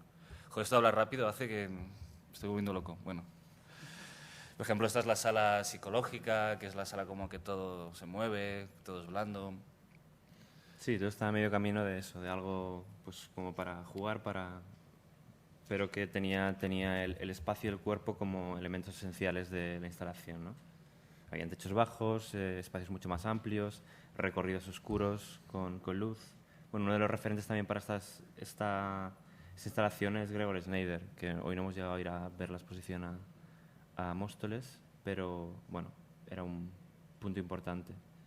Y bueno, un momento así como final en el cual todo se destruye y bueno, siempre hemos utilizado pues elementos sobrantes de 2 exposiciones que bueno, parece que se caen encima del espectador. Y bueno, estas son imágenes de la primera instalación en Berlín, en el espacio este de la peluquería comercial, pero bueno, solo para que os hagáis una idea que también, dependiendo del sitio, pues el trabajo en el espacio es nuevo.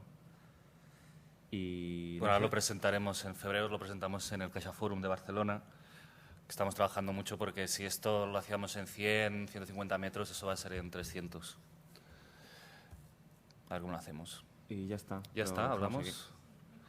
Solo una cosita. Hicimos una obra con 60 cartas que escribíamos a gente de Barcelona, que estuvo muy guay, y resumimos una ciudad con 8 personajes, que es Sabadell. Ya está.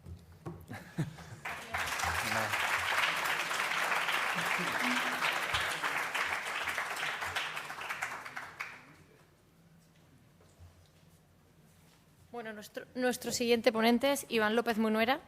Iván es crítico y comisario independiente de arte contemporáneo, licenciado en Historia del Arte por la Universidad Complutense de Madrid, y su trabajo explora la inscripción del arte y de la arquitectura en el contexto crítico de las ciencias sociales y en los estudios de medios. Si tuviera que decir una frase de por qué está Iván aquí, me gustaría decir que dentro de mi trabajo incorporo continuamente a profesionales emergentes, tanto arquitectos, artistas, como en este caso también curators, curadores o críticos o comisarios. Y en este caso es una de las personas más jóvenes, más brillantes que he conocido últimamente. Gracias.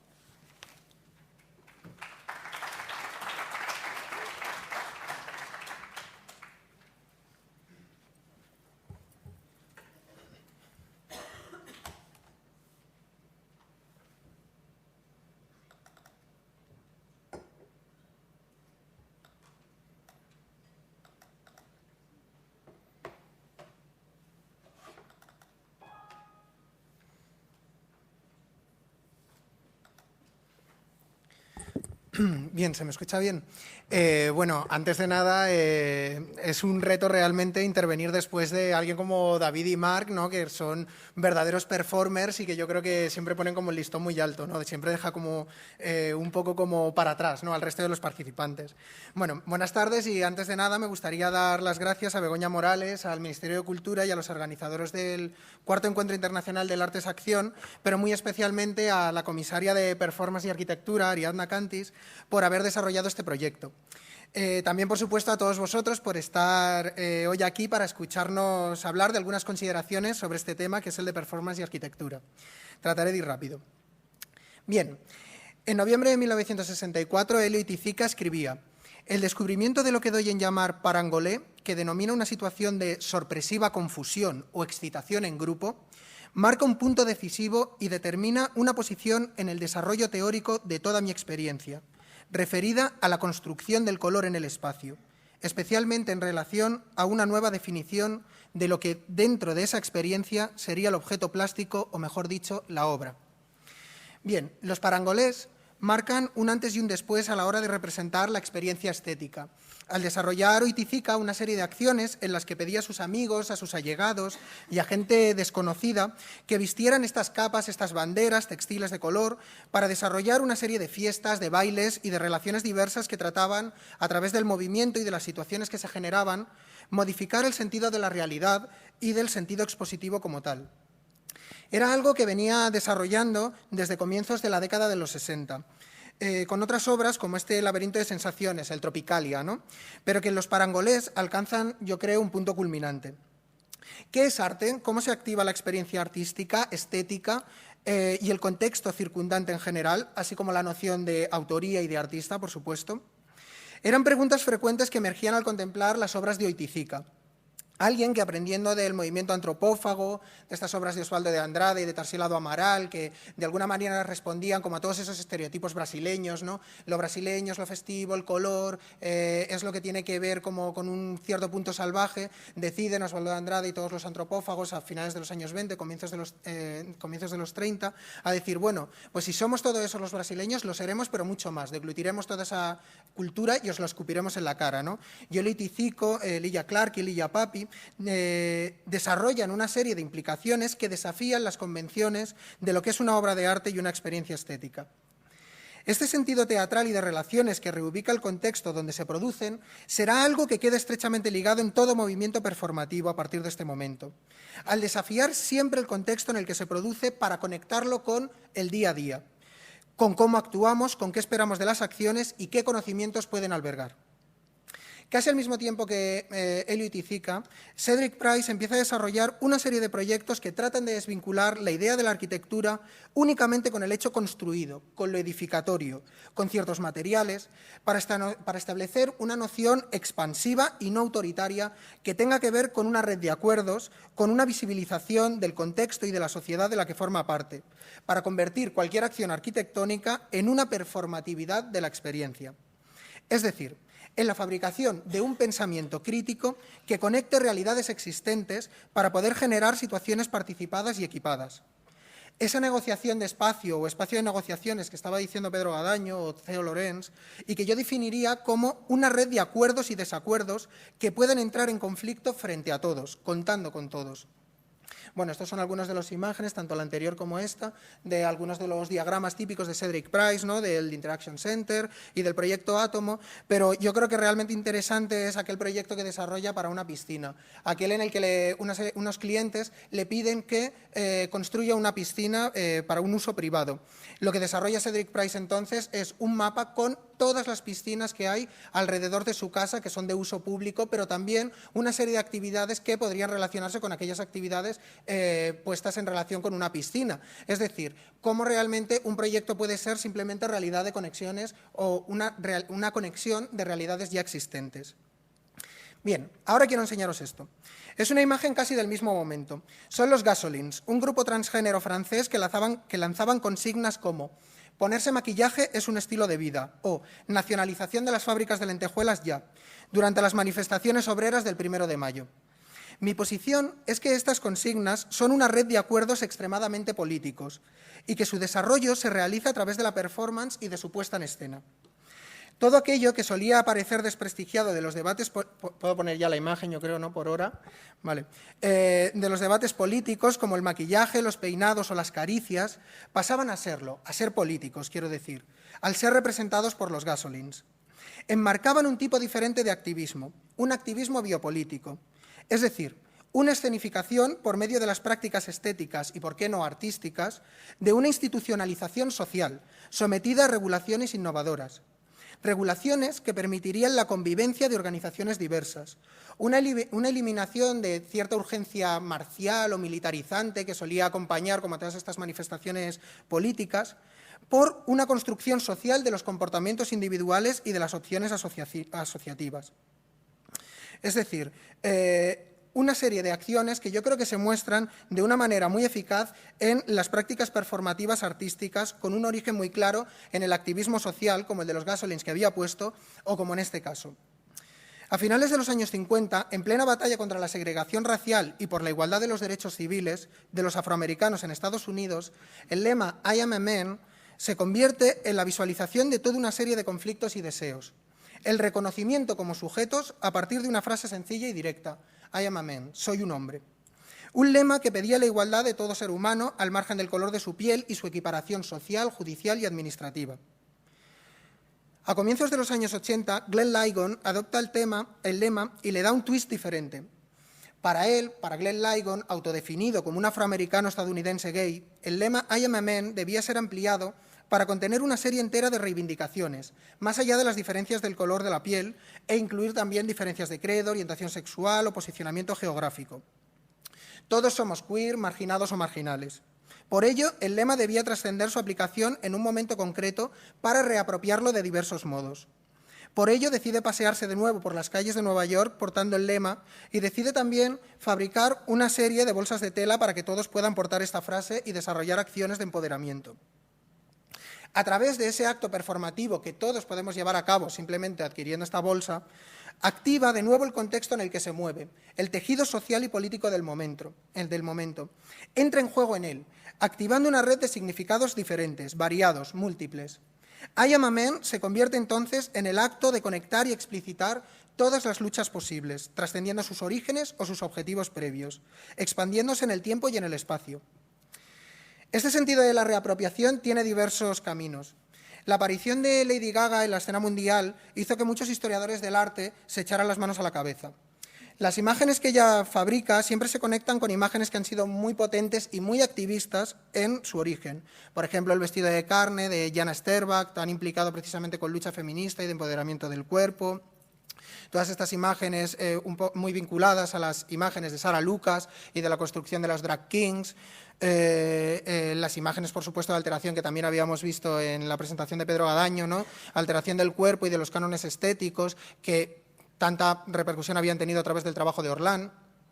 O, por supuesto, todas estas imágenes de la violencia vinculados con Bali Export, en unos actos también como realmente que cuestionan el propio cuerpo y la construcción del sujeto. O, por supuesto, en este que fue el vídeo más visto de YouTube, que tomaba imágenes de una manera directa y de una manera bastante Light de Kenneth Anger, ¿no? Del brillante cineasta. Bien, todas ellas, las imágenes de Lady Gaga, aparecían desactivadas al ser usadas por ella, porque limaban todos aquellos aspectos de sorpresa y activismo con las que fueron concebidas. Yo creo que es muy importante resaltar que Lady Gaga, ninguno de sus vídeos realmente ha sido catalogado para mayores de 18 años, lo cual es bastante sintomático, ¿no?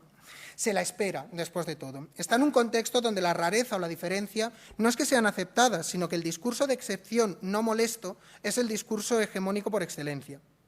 Sin embargo, posiblemente lo más interesante de Lady Gaga no sea ella ni sus intervenciones, sino sus fans, esos Little Monsters. Ellos se convierten en sujetos activistas que a través de sus apariciones, y sí, de nuevo, de sus performatividades, entran en conflicto con el medio en el que se mueven, movilizando afectos, diferencias y políticas diversas. Los fans se convierten no en espectadores pasivos, sino en agentes emancipados que disponen de la estrella, de la imagen, muchas veces trascendiendo sus políticas y sus planteamientos primeros, para explotar en una sociedad diversa, muchísimo más rompedor que la propia Lady Gaga. Por ejemplo, esta es una visita del club de fans de Ciudad Real, de Lady Gaga, que hicieron a Madrid y se fotografiaron delante de la cripta de la Almudena porque querían fotografiarse donde se habían casado los príncipes de Asturias. Jamás Lady Gaga ha hecho realmente un acto de empoderamiento tal delante de la cripta y de la Santa Iglesia Catedral, como podemos ver ahí al fondo, ¿no? Casi parece como las Guerrilla Girls. Bien.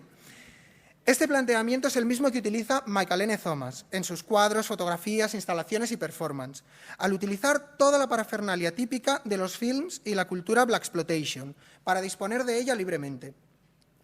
Thomas los actualiza con retratos de personas de su entorno, sumidas en escenarios urbanos, poblados por casas con paneles de pared, floreados, telas de leopardo, con mujeres de sexualidad voluptuosa, peinadas con el típico peinado a lo afro, vestidas con ropa ajustada, que remiten a esa estética de mediados de los años 70 de tanto éxito en su inserción social. Imágenes que fueron vendidas como representaciones deseables y reales. Imágenes, sin embargo, de corte machista o directamente racista y xenófobo, como denunció en su momento la National Association for the Advancement of Colored People, por su carga salvaje, primaria y sobre todo sexista. Pero estas películas no eran racistas en sí mismas, o no lo eran en soledad. Formaban parte de una sociedad discriminatoria, de un sistema de exclusión, eran uno más. Perpetuaban una serie de narrativas y de estereotipos de gran calado social. El caso es que toda esta estética que envolvía todas estas películas de carga tan hegemónica era utilizada con diferentes intenciones en diferentes contextos. Por ejemplo, una película como Sugar Hill utilizaba la misma presentación estética que la activista por los derechos civiles Angela Davis. La misma imagen se cargaba de diferentes acepciones, de múltiples connotaciones en un mismo momento. Esto ya son las obras de Thomas, de nuevo. Adquiriendo volumen de interpretación, volviéndose problemáticas y muy aristadas. Al repetir toda esa significación en sus composiciones, Thomas desvela su carácter de manipulación, de juego, de construcción cultural. Crea con todo ello una de esas culturas múltiples sobre las que siempre llama la atención Adrian Piper, al superponer épocas y formas propias y ajenas, de forma intencionada y consciente, no gratuita. Una cultura que se bifurca en múltiples caminos y que solo puede activarse a través de su performatividad, de su exposición pública. Thomas desarrolla una guerra doméstica en el mismo sofá de su casa, con su novia, donde todas esas representaciones originalmente excluyentes pasan, sin embargo, a tener significados diversos. Entran en conflicto con lo previo para presentarse como el lugar de la identificación y del activismo, todo a través de la puesta en escena. Es decir, la performance y la arquitectura hoy día tal vez deba verse sobre todo como una red de acuerdos entre contextos, como una estetización y estilización de los activismos biopolíticos del día a día y como una emancipación de los significados a través de su puesta en escena, para dotarlos de un nuevo contenido siempre sugerente. Yo creo que esto es algo que ha podido detectarse en los proyectos de esta exposición que ha llevado a cabo Ariadna, como los versioneados, por ejemplo, de Daría von Werner o Luis Úrculo, en las acciones de Didier Fiusa Faustino, de Richard Sigal y Pilar Echezarreta, en las activaciones del contexto de Héctor Zamora, Martín Uberman y en el montaje de Nerea Calvillo, yo creo que también, o en las alteraciones físicas de lo doméstico que hemos podido ver en Bestué Vives y en Andrés Jaque. Nada más, muchas gracias.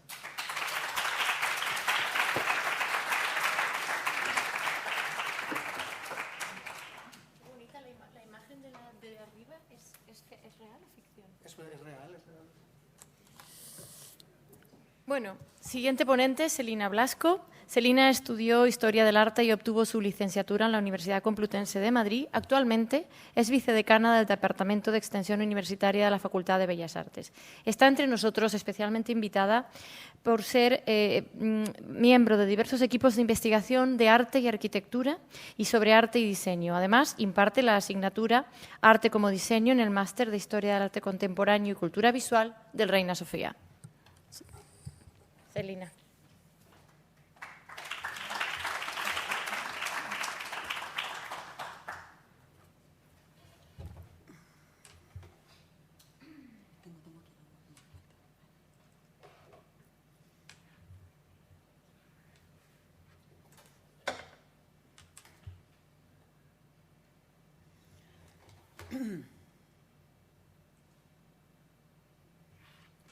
Bueno, doy las gracias rápidamente porque esto ha adquirido un ritmo frenético, aunque yo venía con otras intenciones, como puede verse, más relajadas, pero en realidad, para ir muy rápido e intentar que nos quede tiempo para poder debatir sobre, yo creo que muchos temas comunes que nos interesan a todos los que estamos aquí, yo quería hablar de algunos casos, utilizándolos como posibles aperturas de vías de discusión y todos unidos por la intención de no pensar el contacto entre lo arquitectónico y lo artístico en términos de parecido.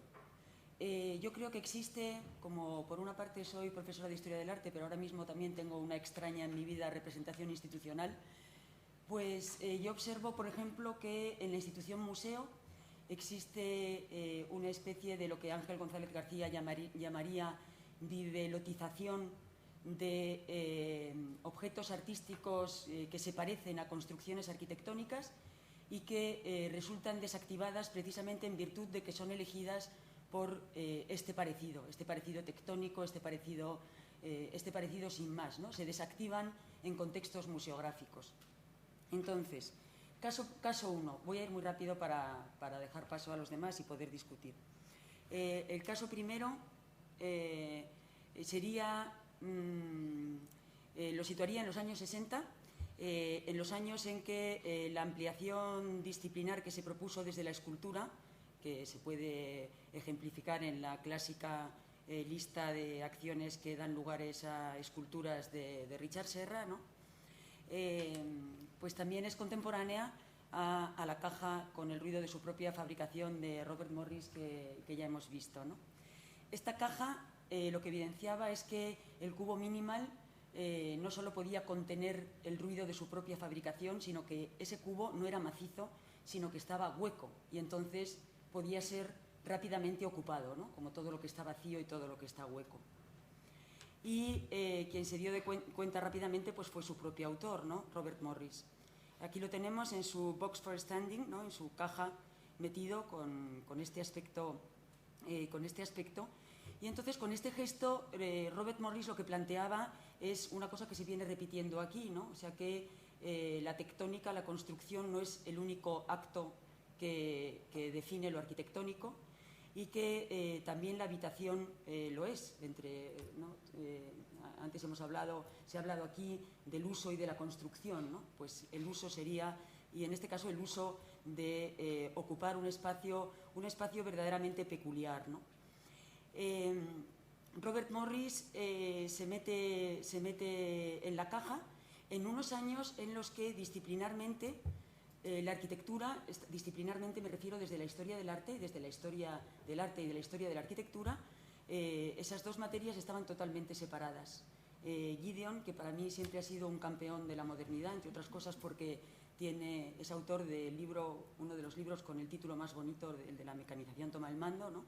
En esos años 60 está publicando El presente eterno, está publicando un libro que establece una continuidad entre todas las épocas. Empieza la cita con la que encabeza Gideon su libro es Todas las edades son contemporáneas, de Ezra Pound, ¿no? Y esa continuidad, sin embargo, está negada por una radical separación entre lo tectónico, entre la arquitectura y el arte. Primero venía el arte y luego, después, en el Neolítico, pues se había inventado la arquitectura, aparecía la arquitectura. claro, lo que él no había reparado en que Robert Morris, por ejemplo, lo que estaba hablando es de cómo la habitación define lo arquitectónico y entonces la cueva también era un lugar arquitectónico, ¿no? La cueva también era arquitectura.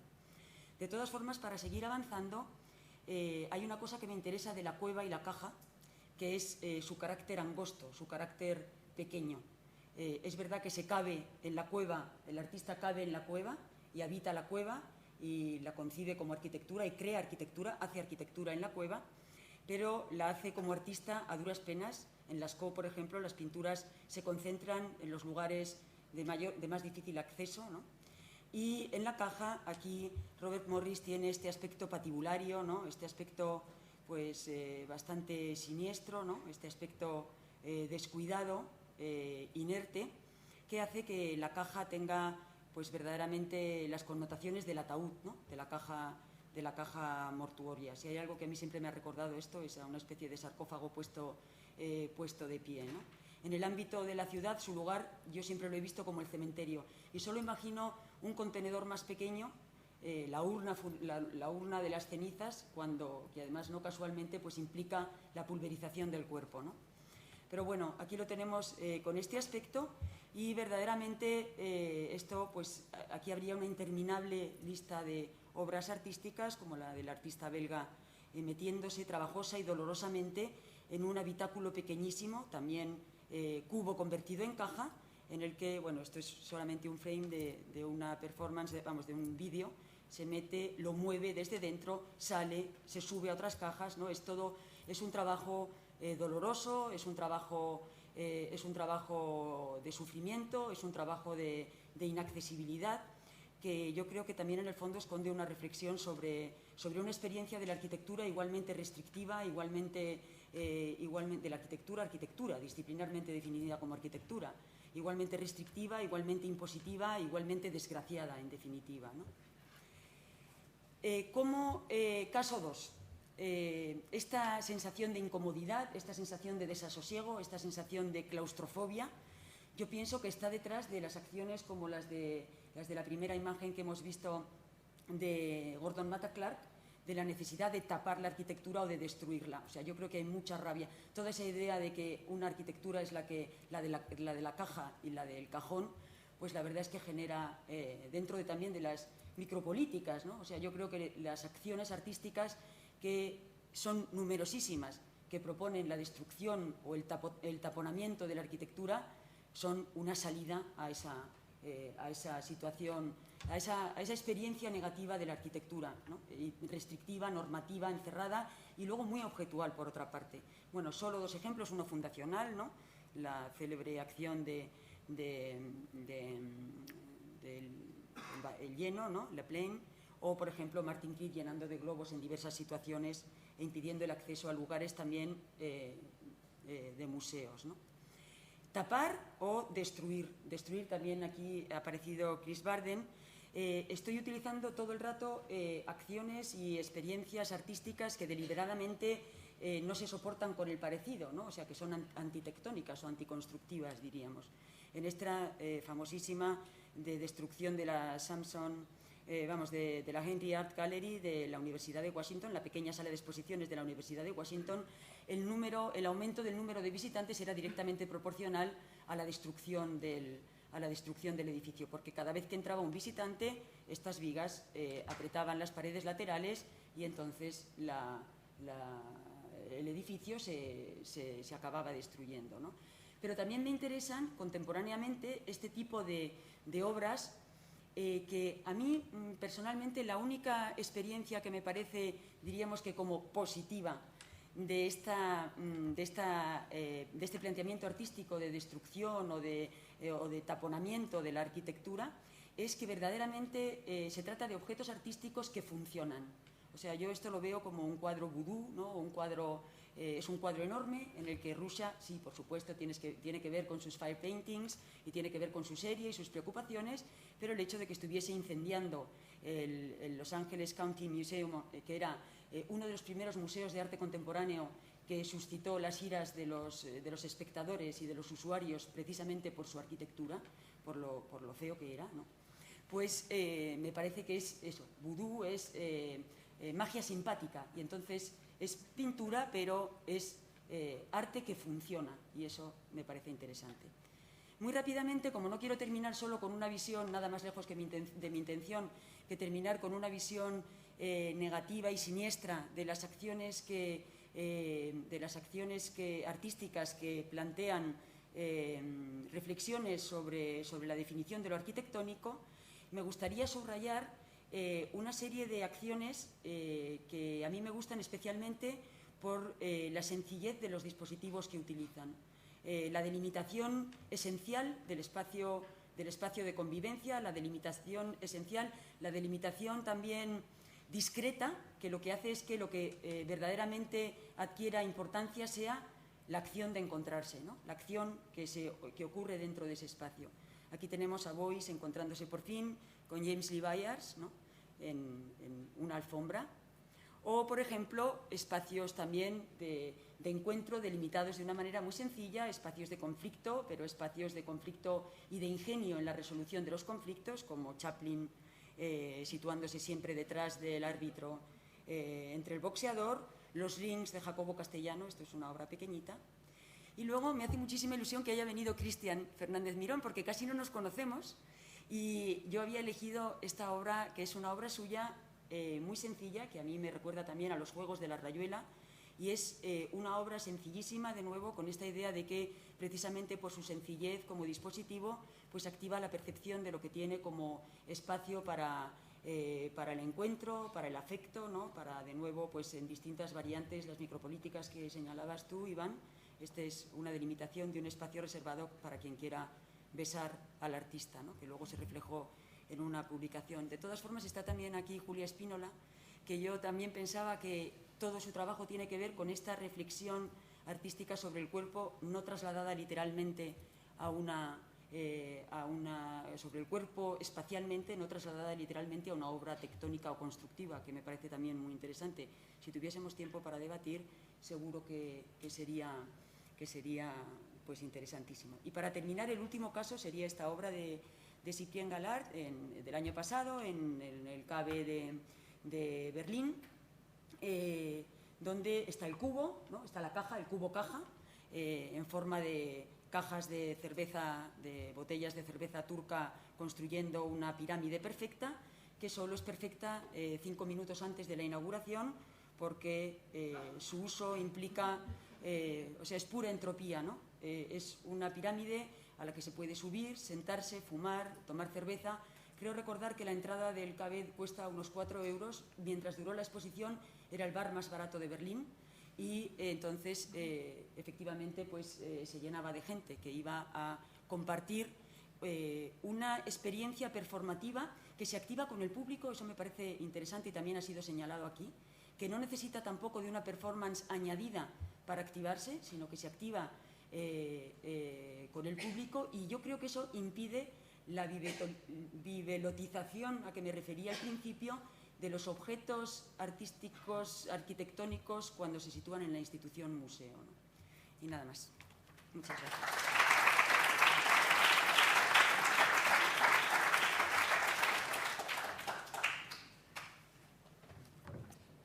Bueno, la verdad es que las presentaciones hasta el momento están resultando apasionantes y, sobre todo, tremendamente diferentes cuando estamos hablando de lo mismo. Para terminar, tenemos dos ponentes que los voy a presentar a la vez porque tienen una cosa en común. El primero será Carson Chan. Carson es arquitecto, es escritor de temas de arquitectura y conservador, trabaja en Berlín, pero está invitado especialmente porque dirige en Berlín un espacio, es codirector del espacio Program, que es un espacio dedicado a la difusión del arte y la arquitectura y la relación entre los mismos. Y la última ponente será Ruth Esteves. Ruth vive y trabaja en la Ciudad de México y actualmente dirige el espacio Liga, un espacio que codirige con Productora, es un grupo de arquitectos. Ella no es arquitecto, ella es licenciada en Historia del Arte, pero me parece importante esta relación. Vamos a ver dos ponencias en contextos completamente diferentes, pero de jóvenes directores de espacios dedicados a la difusión del arte y la arquitectura. Empezamos por Carson Chan y terminamos con Ruth. Gracias.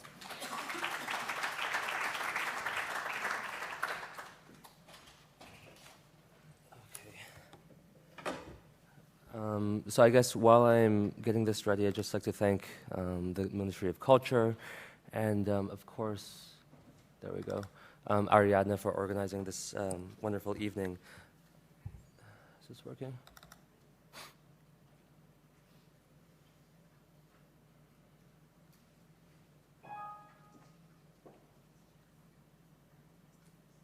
Oh, there we go.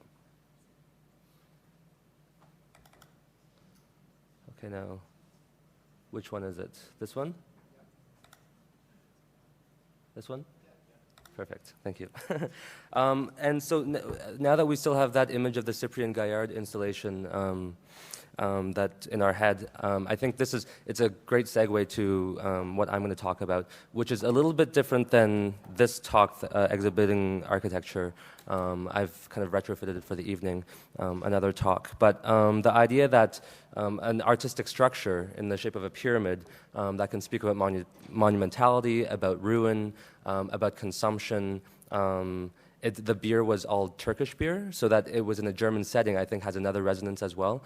I think speaks about this idea of how art and architecture, or how art can start to inform architecture in a way that architects themselves don't generally do.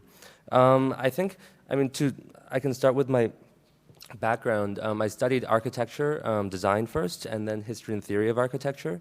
And then after that, immediately started working in an architecture firm, a design firm. Found after about 9 months a dissatisfaction with kind of having learned all these things in a history and theory of architecture, and then having to go detail bathrooms and measure bricks and all these things. So the designing of buildings, I think, immediately became one question, and then thinking about architecture, thinking through architecture was something else completely different. I then started to work as a curator at the Neue National Gallery in Berlin. My office was not in the Mies building, unfortunately. And through that, I got to learn about, I guess, institutional architecture exhibition making, which was also immediately disappointing as well. So with that in mind, with a friend from grad school, who's a co-director at program, Fotini Lazaridou Hatsagoga, it's a very long name, we started a space called Program to test this question of architecture exhibition making. And I guess I'll start with so today I'm just going to show pretty much the work that we've been doing at Program, but I'll start with another example. This is an exhibition by Christine Freireis when she was the director of the Netherlands Architecture Exhibition, and it's an exhibition of Daniel Libeskind, of course. And what I thought was very interesting, why to talk about this, is the kind of different successes and failures in this exhibition. One thing about architecture exhibitions that I found frustrating is the fact that when you go to an art museum or an art gallery, you see the actual art. But when you go to an architecture exhibition, you see representations of architecture, or of buildings, rather. So you see plans, section elevations, you see photographs, you see models. And so it would be strange to go to an art gallery and see a photograph of an art piece or a representation of it. So the first question came to me as to why can't we see actual architecture? And so seeing this exhibition, I thought it was great how the space itself of the here's another view. The space of the museum was used to express an architectural idea. Daniel Libeskind's use of oblique walls, of materiality, his deconstructionist ideas of fragments of shapes comes through in this exhibition. Where it fails, though, I would say, is that there are drawings of buildings in this exhibition as well. You can see that the space itself, the structure that they built, that they designed, became in fact just a scenography, an armature for drawings and models. And so what I thought in this exhibition was that the architecture exhibition making, in a way, still doesn't have the kind of self-confidence to say that simply making the space, or that space itself is able to communicate enough information. And so that's I guess would be the starting point. The other thing is to think about exhibition making in general. I would say, if we think about exhibition making being the point where let's say in art, where art came out of private collections and into salons, where they became this kind of very unique situation where it's a public and a private kind of moment of inscribing cultural ideas. That, I would say, is a moment of exhibition making, and this is only about, let's say, 200 years old. And the idea of consciously making an exhibition, we call it curating today, and that word is only not that long in the way, not that old in the way that we use it, is even younger. So if art exhibition making is no more than 200 years old, architecture exhibition making is even younger, and I think we should really take the opportunity to actually ask, what is architecture exhibition? I don't know why this image is like that. So I'm just going to,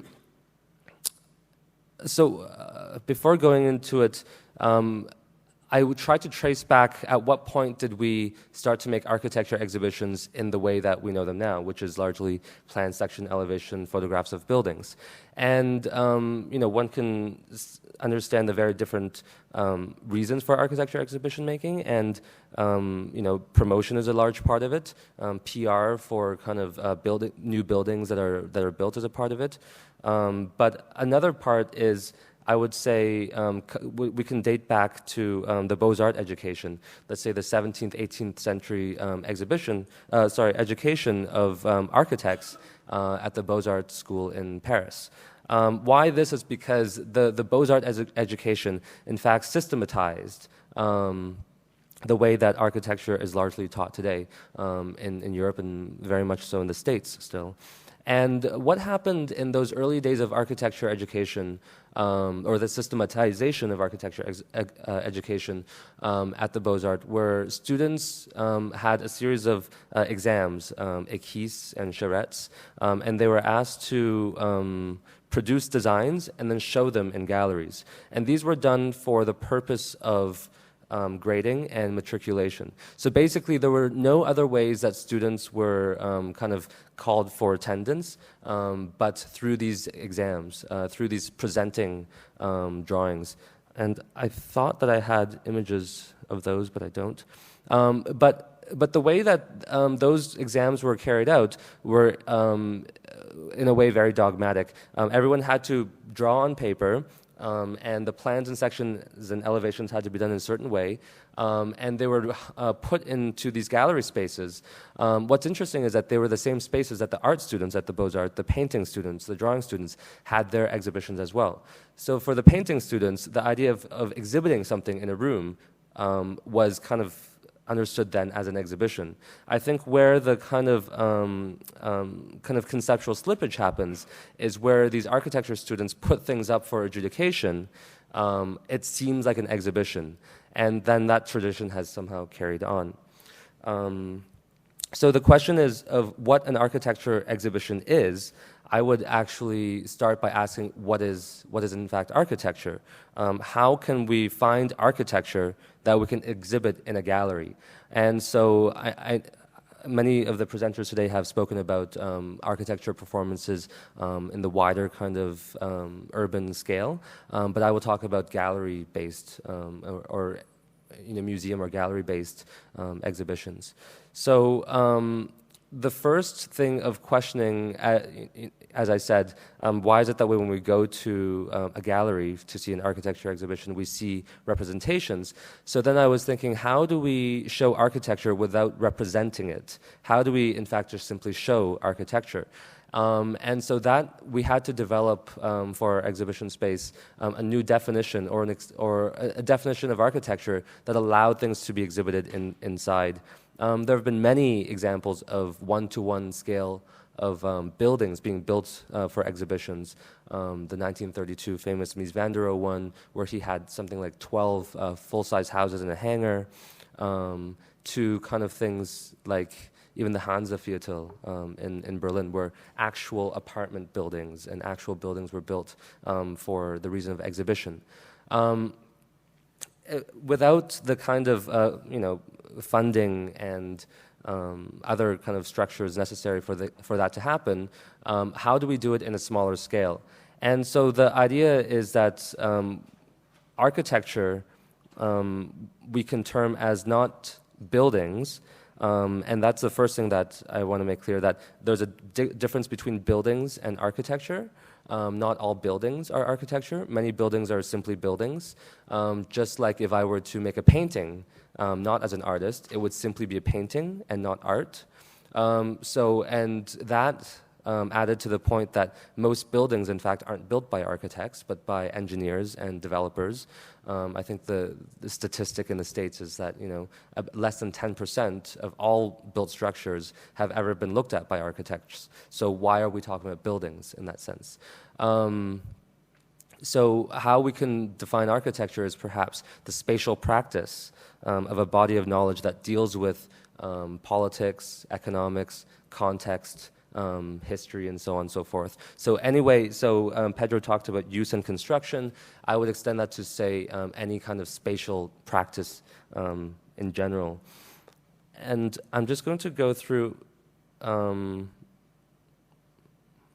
most of these things I'm not going to talk about, but we've done, I guess, over 30 exhibitions there that try to find the kind of disciplinary boundary between architecture and other disciplines, and hoping that in working with other disciplines and finding this boundary, the other disciplines can teach architects about architecture in a way that they wouldn't think of normally. That's the front of our exhibition space. So on and so forth. Just briefly about this one. This was a pretty literal collaboration between an artist and an architect. And we decided that, most of the time when artists collaborate with architects, they simply build some kind of sculpture outside of a building. This one, we wanted the artist and the architect to start communicating at the very moment of creativity, of creation. So to see how the creative processes of both parties can work. The artist was a street artist, so the idea of kind of an exterior in an interior space. This ended up being a kind of park that was open to the public, and it's built into our office space as well. This was an interesting exhibition. Our mandate at the gallery is to make architecture installations and exhibitions, and we asked 3 artists to do that. And what they did was they built the entire space, but at half scale. And so, in a way, they've fulfilled the mandate by rebuilding the space. And it was a strange thing that was it was both a container and object. But what happened? So here you can see, and you can see in the small room in the top left of the gallery space, they've rebuilt the center column of the actual space in a double scale. So what you got was this in between space that was in between the small space and the actual gallery space that became extra institutional.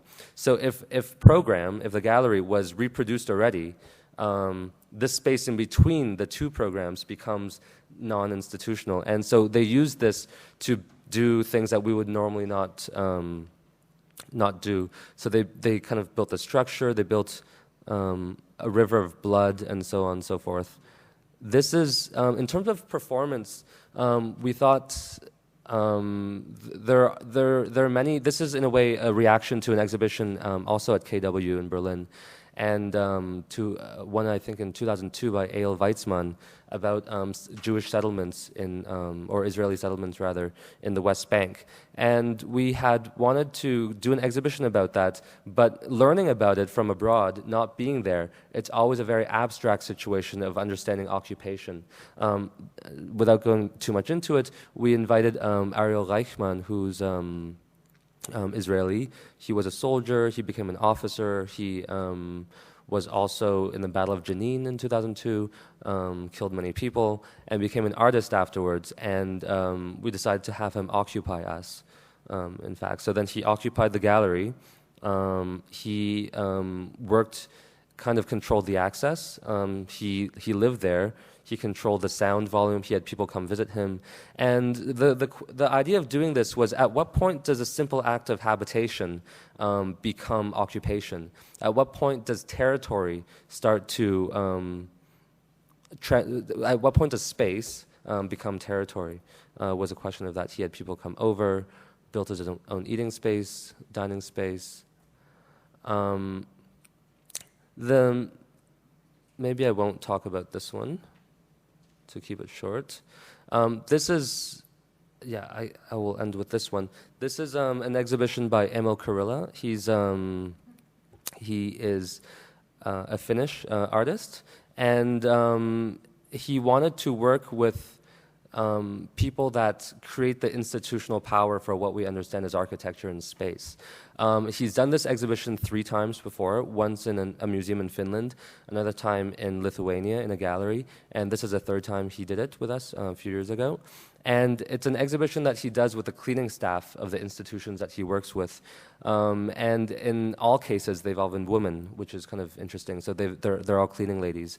What he does is he puts a fluorescent liquid in their cleaning solution. And so when you turn on a black light, you see their movement and you see where they've been, kind of, I guess, like where they've not cleaned. But you also get the presence of a person in this thing. I guess what's interesting about it is that we call this an architecture exhibition, and this relates to the name of our space, program, as well. Program in architecture language, of course, means what happens inside a space. So for us, architecture is really what happens inside a space, how a space is used rather than what it looks like that makes it architecture. And so by highlighting the marginal players, for example, what is it about this image that tells us we're looking at an art gallery? What is it about fluorescent lights, white walls, and a gray floor that tells us this is an art gallery? What gives it its institutional power? And so he's suggesting that the cleaning staff, the electricians, all these marginal players are in fact the people that are giving it its institutional power. So in Finland, when he did this, the cleaning lady came and she dressed up and people brought her flowers and she invited her friends and family, and she really felt like the star of the exhibition. In Lithuania, when this happened, the cleaning lady was in fact afraid of art, and she didn't want to participate, but the gallery forced her to. And in Berlin, we actually have 2 cleaning ladies. We wanted to do a group show with them. So we would divide the room in half, and one would get one part and the other would get the other part. And they thought it was a great idea. We had a meeting with them. And about a week before, one of them dropped out. And then the other one said that she would do it if we didn't show her face on the internet. So this is her face, but it's not on the internet. And we don't publish her name. And we asked why not? And it turns out that they're both from the Ukraine, and their family back home thinks that they're working as nurses in Berlin and not as cleaning staff. And so what's interesting is that all of a sudden the space of our gallery becomes charged with context, with history, with economics, socio-political kind of questions, geopolitics, all becomes infused in the space because of this art piece. And I think through that we learn about architecture in a different way than, for example, if we asked an architect to reflect on social economic situation and geopolitics. And to end off, this is our next site, which is the Badi Palace in Marrakesh, where I'm going to curate the Marrakesh Biennial next year, and developing many of these projects that you've seen, and new ones, of course, with artists and architects and so on. So, thank you.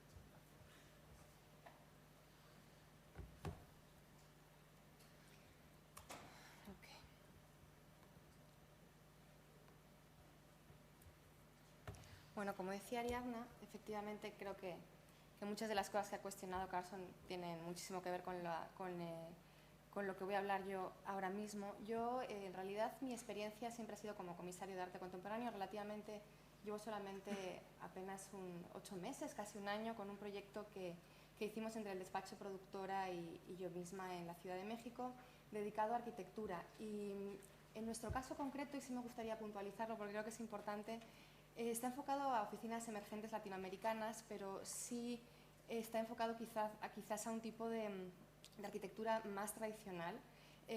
Arquitectos además muy jóvenes cuya experiencia casi ha sido solamente la construcción de casas particulares o cosas muy pequeñas, y que además su trabajo nunca se ha puesto, o sea, no se han acostumbrados ni a exponer su trabajo ni a que se cuestione su trabajo de otra manera más que allá del plano constructivo. Entonces, para mí ha sido todo un reto, porque yo nunca he tenido el problema de plantearme cuál es el problema de la representación y la exposición, porque en el arte, digamos, es como algo casi directo, pero me he encontrado con muchas problemáticas que me gustaría poner sobre la mesa a la hora de trabajar con arquitectos y tener que hacer un proyecto expositivo con ellos, además en un espacio muy particular. Es un espacio que ya mostraré fotos ahora, que apenas tiene 16 metros cuadrados, situado en plena avenida Insurgentes, en la Ciudad de México, que es quizá, bueno, es la avenida más transitada de la ciudad, con unos escaparates hacia afuera, y que solamente por su pequeñez y por su forma ya es un espacio en el que tienes que tener totalmente en cuenta el propio site específico del espacio. Entonces, bueno, aunque muchas de las cosas ya las cuestionó él, voy a tratar de no repetirme y de ir rápido y de evitar otros ejemplos que creo que no hace falta nombrar. Quería empezar con obviamente esta pieza que todo el mundo conoce, de Dennis Oppenheim, en el cual, la quiero utilizar para hablar del problema de la representación un poco, ¿no? O sea, esta pieza en la cual su hijo dibuja en su espalda y luego al revés él dibuja o sea, él va dibujando en la espalda de su hijo dibuja en la pared lo que casi cinéticamente siente sobre la espalda, ¿no? Y el padre luego hace lo mismo, ¿no? Y también quería poner esta pieza de José Antonio Vega Macotela, que es un artista mexicano muy joven que participó dentro de un proyecto que se llama Time Divisa. Él hizo un proyecto que se llama Time Divisa, que era un proyecto de intercambio de tiempos con los presos del penal de Santa Marta. No voy a hablar ahora del proyecto porque podría estar toda la tarde hablando de él, pero sí me centro en este intercambio que hizo con uno de los presos. Él le pidió al preso que sintiera con su espalda todo el perímetro de la cárcel, o por lo menos toda la parte de la cárcel que podía ser transitada por ese preso, y luego él lo fue dibujando en la pared, y después José Antonio hizo, digamos, ese perfil o ese tacto del espacio arquitectónico de la cárcel, lo reprodujo en cerámica, y después fue llevado nuevamente al museo, ¿no? Bueno, fue llevado al museo por primera vez y se mostraba como todo el perímetro de la cárcel. ¿Puedes poner la pantalla acá? Ay, perdón, ni me había dado cuenta. Con las prisas, aquí está. Vale, perdón, ¿eh? Ok. Creo que son dos ejemplos que son del ámbito del arte, pero que me parecieron interesantes para poder hablar de este problema que yo encuentro a la hora de exponer arquitectura o un tipo de arquitectura más tradicional. Como decía Carson, obviamente casi siempre que se expone arquitectura suele ser a través del documento, ¿no? Es decir, a través de planos, fotografías, dibujos, perspectivas, detalles y maquetas. Creo que eso también, la idea de exponer el documento también ocurre en el campo del arte, cuando son obras que son creadas ex professo para un lugar y luego se muestran en el cubo blanco y necesitan destacar precisamente eso, su valor documental. En el caso de la arquitectura, creo que lo que ocurre muchas veces es que si no eres capaz de leer esos documentos, puede haber una incomprensibilidad de lo que el arquitecto está tratando de decir. Y sobre todo, creo que la maqueta al final se convierte como en la cosa líder para el arquitecto, porque es esa mímesis casi directa, y además que se convierte luego en esta especie como de objeto preciosista, ¿no? Yo creo que al fin y al cabo la arquitectura siempre es una imagen la que el arquitecto tiene en su mente y que siempre va a ser convertida en otra cosa dependiendo del punto de vista del espectador. Pero además esta imagen suele estar siempre mediada a través de fotografías, del internet, o sea, de cómo se quiere mostrar esa obra, ¿no? Y la mayor parte de las veces siempre se convierte en algo completamente estático. Además, esta representación, ya sea por la foto, la maqueta o la simulación de computadora o de ordenador, suele ser muchas veces una idealización que no necesariamente es positiva, porque puede ser incluso banalizada, eliminando o acrecentando ciertos aspectos de la realidad del proyecto arquitectónico, ¿no? Hay muchos ejemplos que traía, pero creo que los voy a saltar bastantes de ellos, de otras metodologías para exponer precisamente arquitectura. Quizá la de la escala 1:1, que también comentaba Carson, es una de las quizá más interesantes por el hecho de que puedes de repente volver a vivir, o sea, puedes vivir el espacio en sí. Quizá el único ejemplo que me gustaría hablar antes de hablar más del espacio de Liga es esto que hubo para la Bienal de Venecia, que no es del 2008, es del 2007, creo, de la oficina Kirsten Gibbs y David Van Severen, que les invitaron a ser parte del pabellón de Bélgica. Hicieron este proyecto que se llamaba After the Party, que a mí me gusta mucho, en el cual pusieron esta valla metálica que bordeaba casi todo el pabellón de Bélgica, todo el edificio, y lo llenaron de confeti. De alguna manera no incluyeron ninguna obra suya, ni ninguna maqueta, ni nada dentro del espacio, sino celebraban simplemente la arquitectura ya realizada, pero además era una crítica, por eso el nombre After the Party, un poco a todo ese tipo de arquitectura muy de los 90, de la exaltación de las formas y todo esto, ¿no? Como una especie de qué es lo que pasa después de la fiesta, ¿no? Traía más ejemplos para hablar de, por ejemplo, bueno, traía otros ejemplos para hablar de representación de arquitectura bajo otras metodologías, pero me gustaría hablar un poquito y centrarme, para terminar rápido, en cómo hemos trabajado dentro de Liga. Como les decía, está enfocado solamente en arquitectura latinoamericana, el presupuesto además es muy, muy pequeño para cada proyecto, y son solamente estos 16 metros cuadrados. Uno de los primeros, seleccioné 3 proyectos solamente. Este se trata de Paisajes Emergentes, que es una oficina de Colombia, de Medellín, cuyo, digamos, énfasis dentro de su trabajo arquitectónico es la representación o es el trabajo en las atmósferas, es decir, cómo cambia el clima, cómo cambian los factores ecológicos, cómo pueden cambiar a la hora de proyectar un proyecto arquitectónico. Ellos nos comentaban que, aunque es algo que han conseguido muy todavía, o sea, sí lo han conseguido a través de la gráfica y a través de ciertos renders y todo, les cuesta mucho trabajo todavía poder materializar esa cosa tan intangible, ¿no? Es muy curioso porque cuando nosotros empezamos a trabajar con ellos, sobre todo yo, ellos me presentaron un proyecto que me parecía interesante y que me gustaría cuestionar también, porque ellos querían poner simplemente como fotografías de atmósferas, ¿no? De atmósferas que les habían inspirado a lo largo de su trabajo arquitectónico. Sin embargo, al final sí hubo esa necesidad por parte de ellos de volver a la maqueta, ¿no? De volver a poder representar todos sus proyectos, pero hubo algo muy interesante porque la maqueta estaba compuesta por un 60% de agua. Entonces, digamos que la maqueta en los 3 meses que estuvo en el espacio fue metamorfoseándose completamente y al final se convirtió en un efecto invernadero que a la gente de fuera le imposibilitaba completamente ver lo que había, bueno, había calor, que es lo que hizo que fue... pero digamos que al final era toda una especie de maqueta viva donde era imposible observar lo que estaba sucediendo dentro y había como una suerte de atmósfera irrespirable dentro. Otro de los proyectos, por ejemplo, que se hicieron fue con el arquitecto Jorge Ambrosi, que es un arquitecto muy, muy joven también de la Ciudad de México, cuyo trabajo pues, fundamentalmente ha sido la construcción de apartamentos y cosas así en la Ciudad de México. Con Jorge también, en un principio, también su idea era representar sus proyectos, sin embargo, al final prefirió hacer como una suerte de experiencia espacial en el cual se mostraba un poco como esta fase primera del material apilado, del modelo constructivo, ¿no? Y aunque al final creo que hizo estas excavaciones tratando de hablar de ciertas formas, creo que al final era como una excusa para volver a ese momento primigenio del material apilado. Y por último, otro de los proyectos que hemos desarrollado invitamos al equipo, bueno, al binomio de arquitectos Peso con el Ritzhausen de Chile. Peso quizás son de los arquitectos que hemos invitado en todo este año los que más trabajan siempre en el límite entre la arquitectura y el arte, que han hecho muchos proyectos entre ambas cosas, y quizá fue con los que resultó más sencillo trabajar para hacer una intervención en este espacio. Ellos lo que plantearon fue una suerte de espacio imaginario de micromuseo, de mini museo, donde ponían las obras o trabajaban las obras más representativas de su trayectoria a través de las formas tradicionales de representación, o sea, la maqueta, la fotografía, el plano arquitectónico, ¿no? era una suerte de espacio cuadrado que tenía 10 habitaciones y que iban cambiando todo el tiempo. O sea, podían ser esos maquetas y después de un tiempo volvían a cambiar y volvían a formar otros espacios.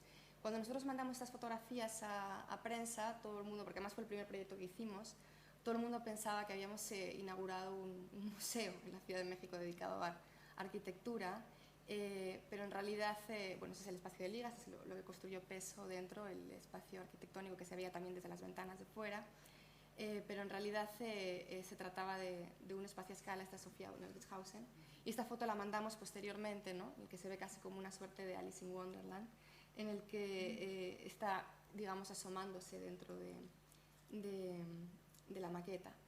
Quizá, y solo para finalizar, porque ya son casi las 10, un poco lo que queremos nosotros, y está siendo un reto, es poder cuestionar este tipo de formas de representación de la arquitectura, cómo podemos llegar a otras formas de representación en el cual la exposición de los proyectos ya sea una excusa y se pueda llegar a otro tipo de trabajos donde a lo mejor se hablen de las referencias, de las inspiraciones, más que solamente de los proyectos acabados. Pero desde luego sí es algo que me gustaría cuestionar, porque sí ha sido algo realmente difícil a la hora de trabajar en el espacio con arquitectos.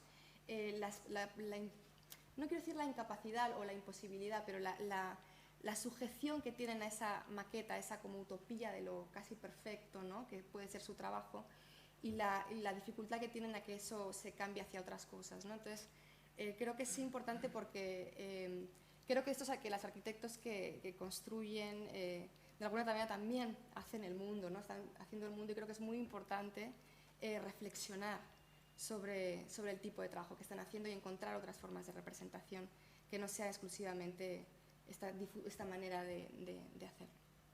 Muchas gracias. Sí, rápida, ¿no?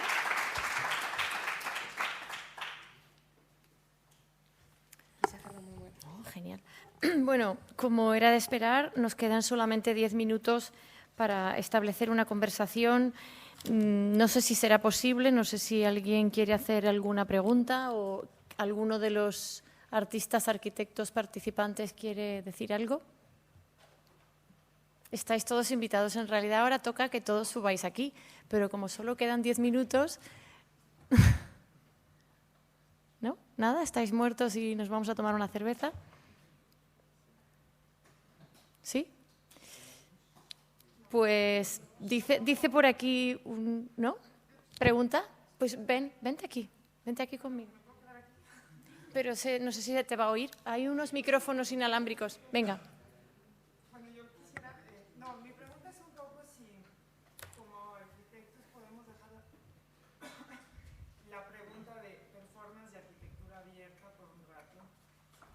Como que se entiende aquí que estamos tratando de interpretar, o los que están tratando de interpretar qué es lo que hacemos, lo que a veces es un poco complicado, porque como arquitectos queremos tener un producto terminado, con puerta y llave en mano, y estas exposiciones nos permiten hacer como, a ver,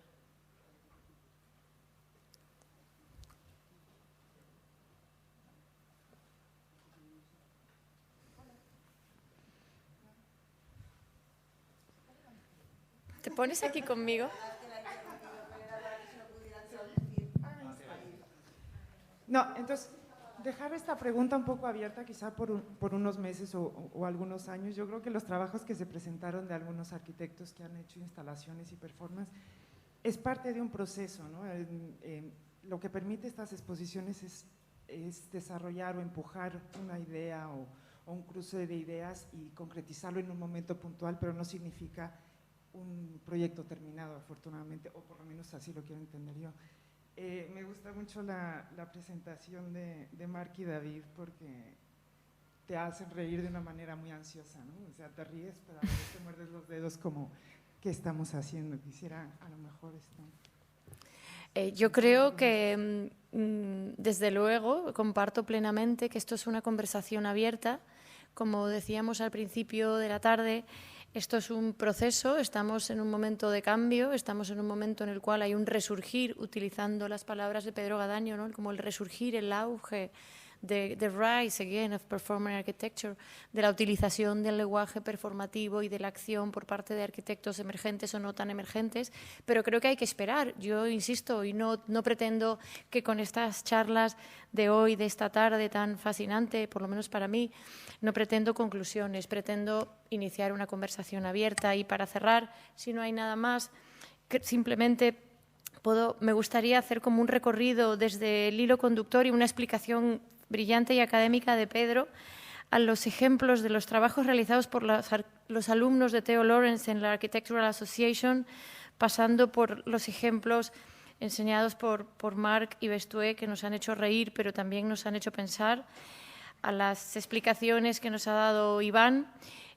También me pareció fascinante la forma de entrar en el tema y tan diferente desde el pensamiento de Selina, y las dos ponencias finales que tienen, efectivamente, creo que tienen un hilo conductor común, por lo menos espacial, y la envidia que nos da desde Madrid que tanto en Berlín como en México existan espacios para estos nuevos formatos que en Madrid, con un poco de suerte y si cruzamos los dedos, vamos a tener. Gracias.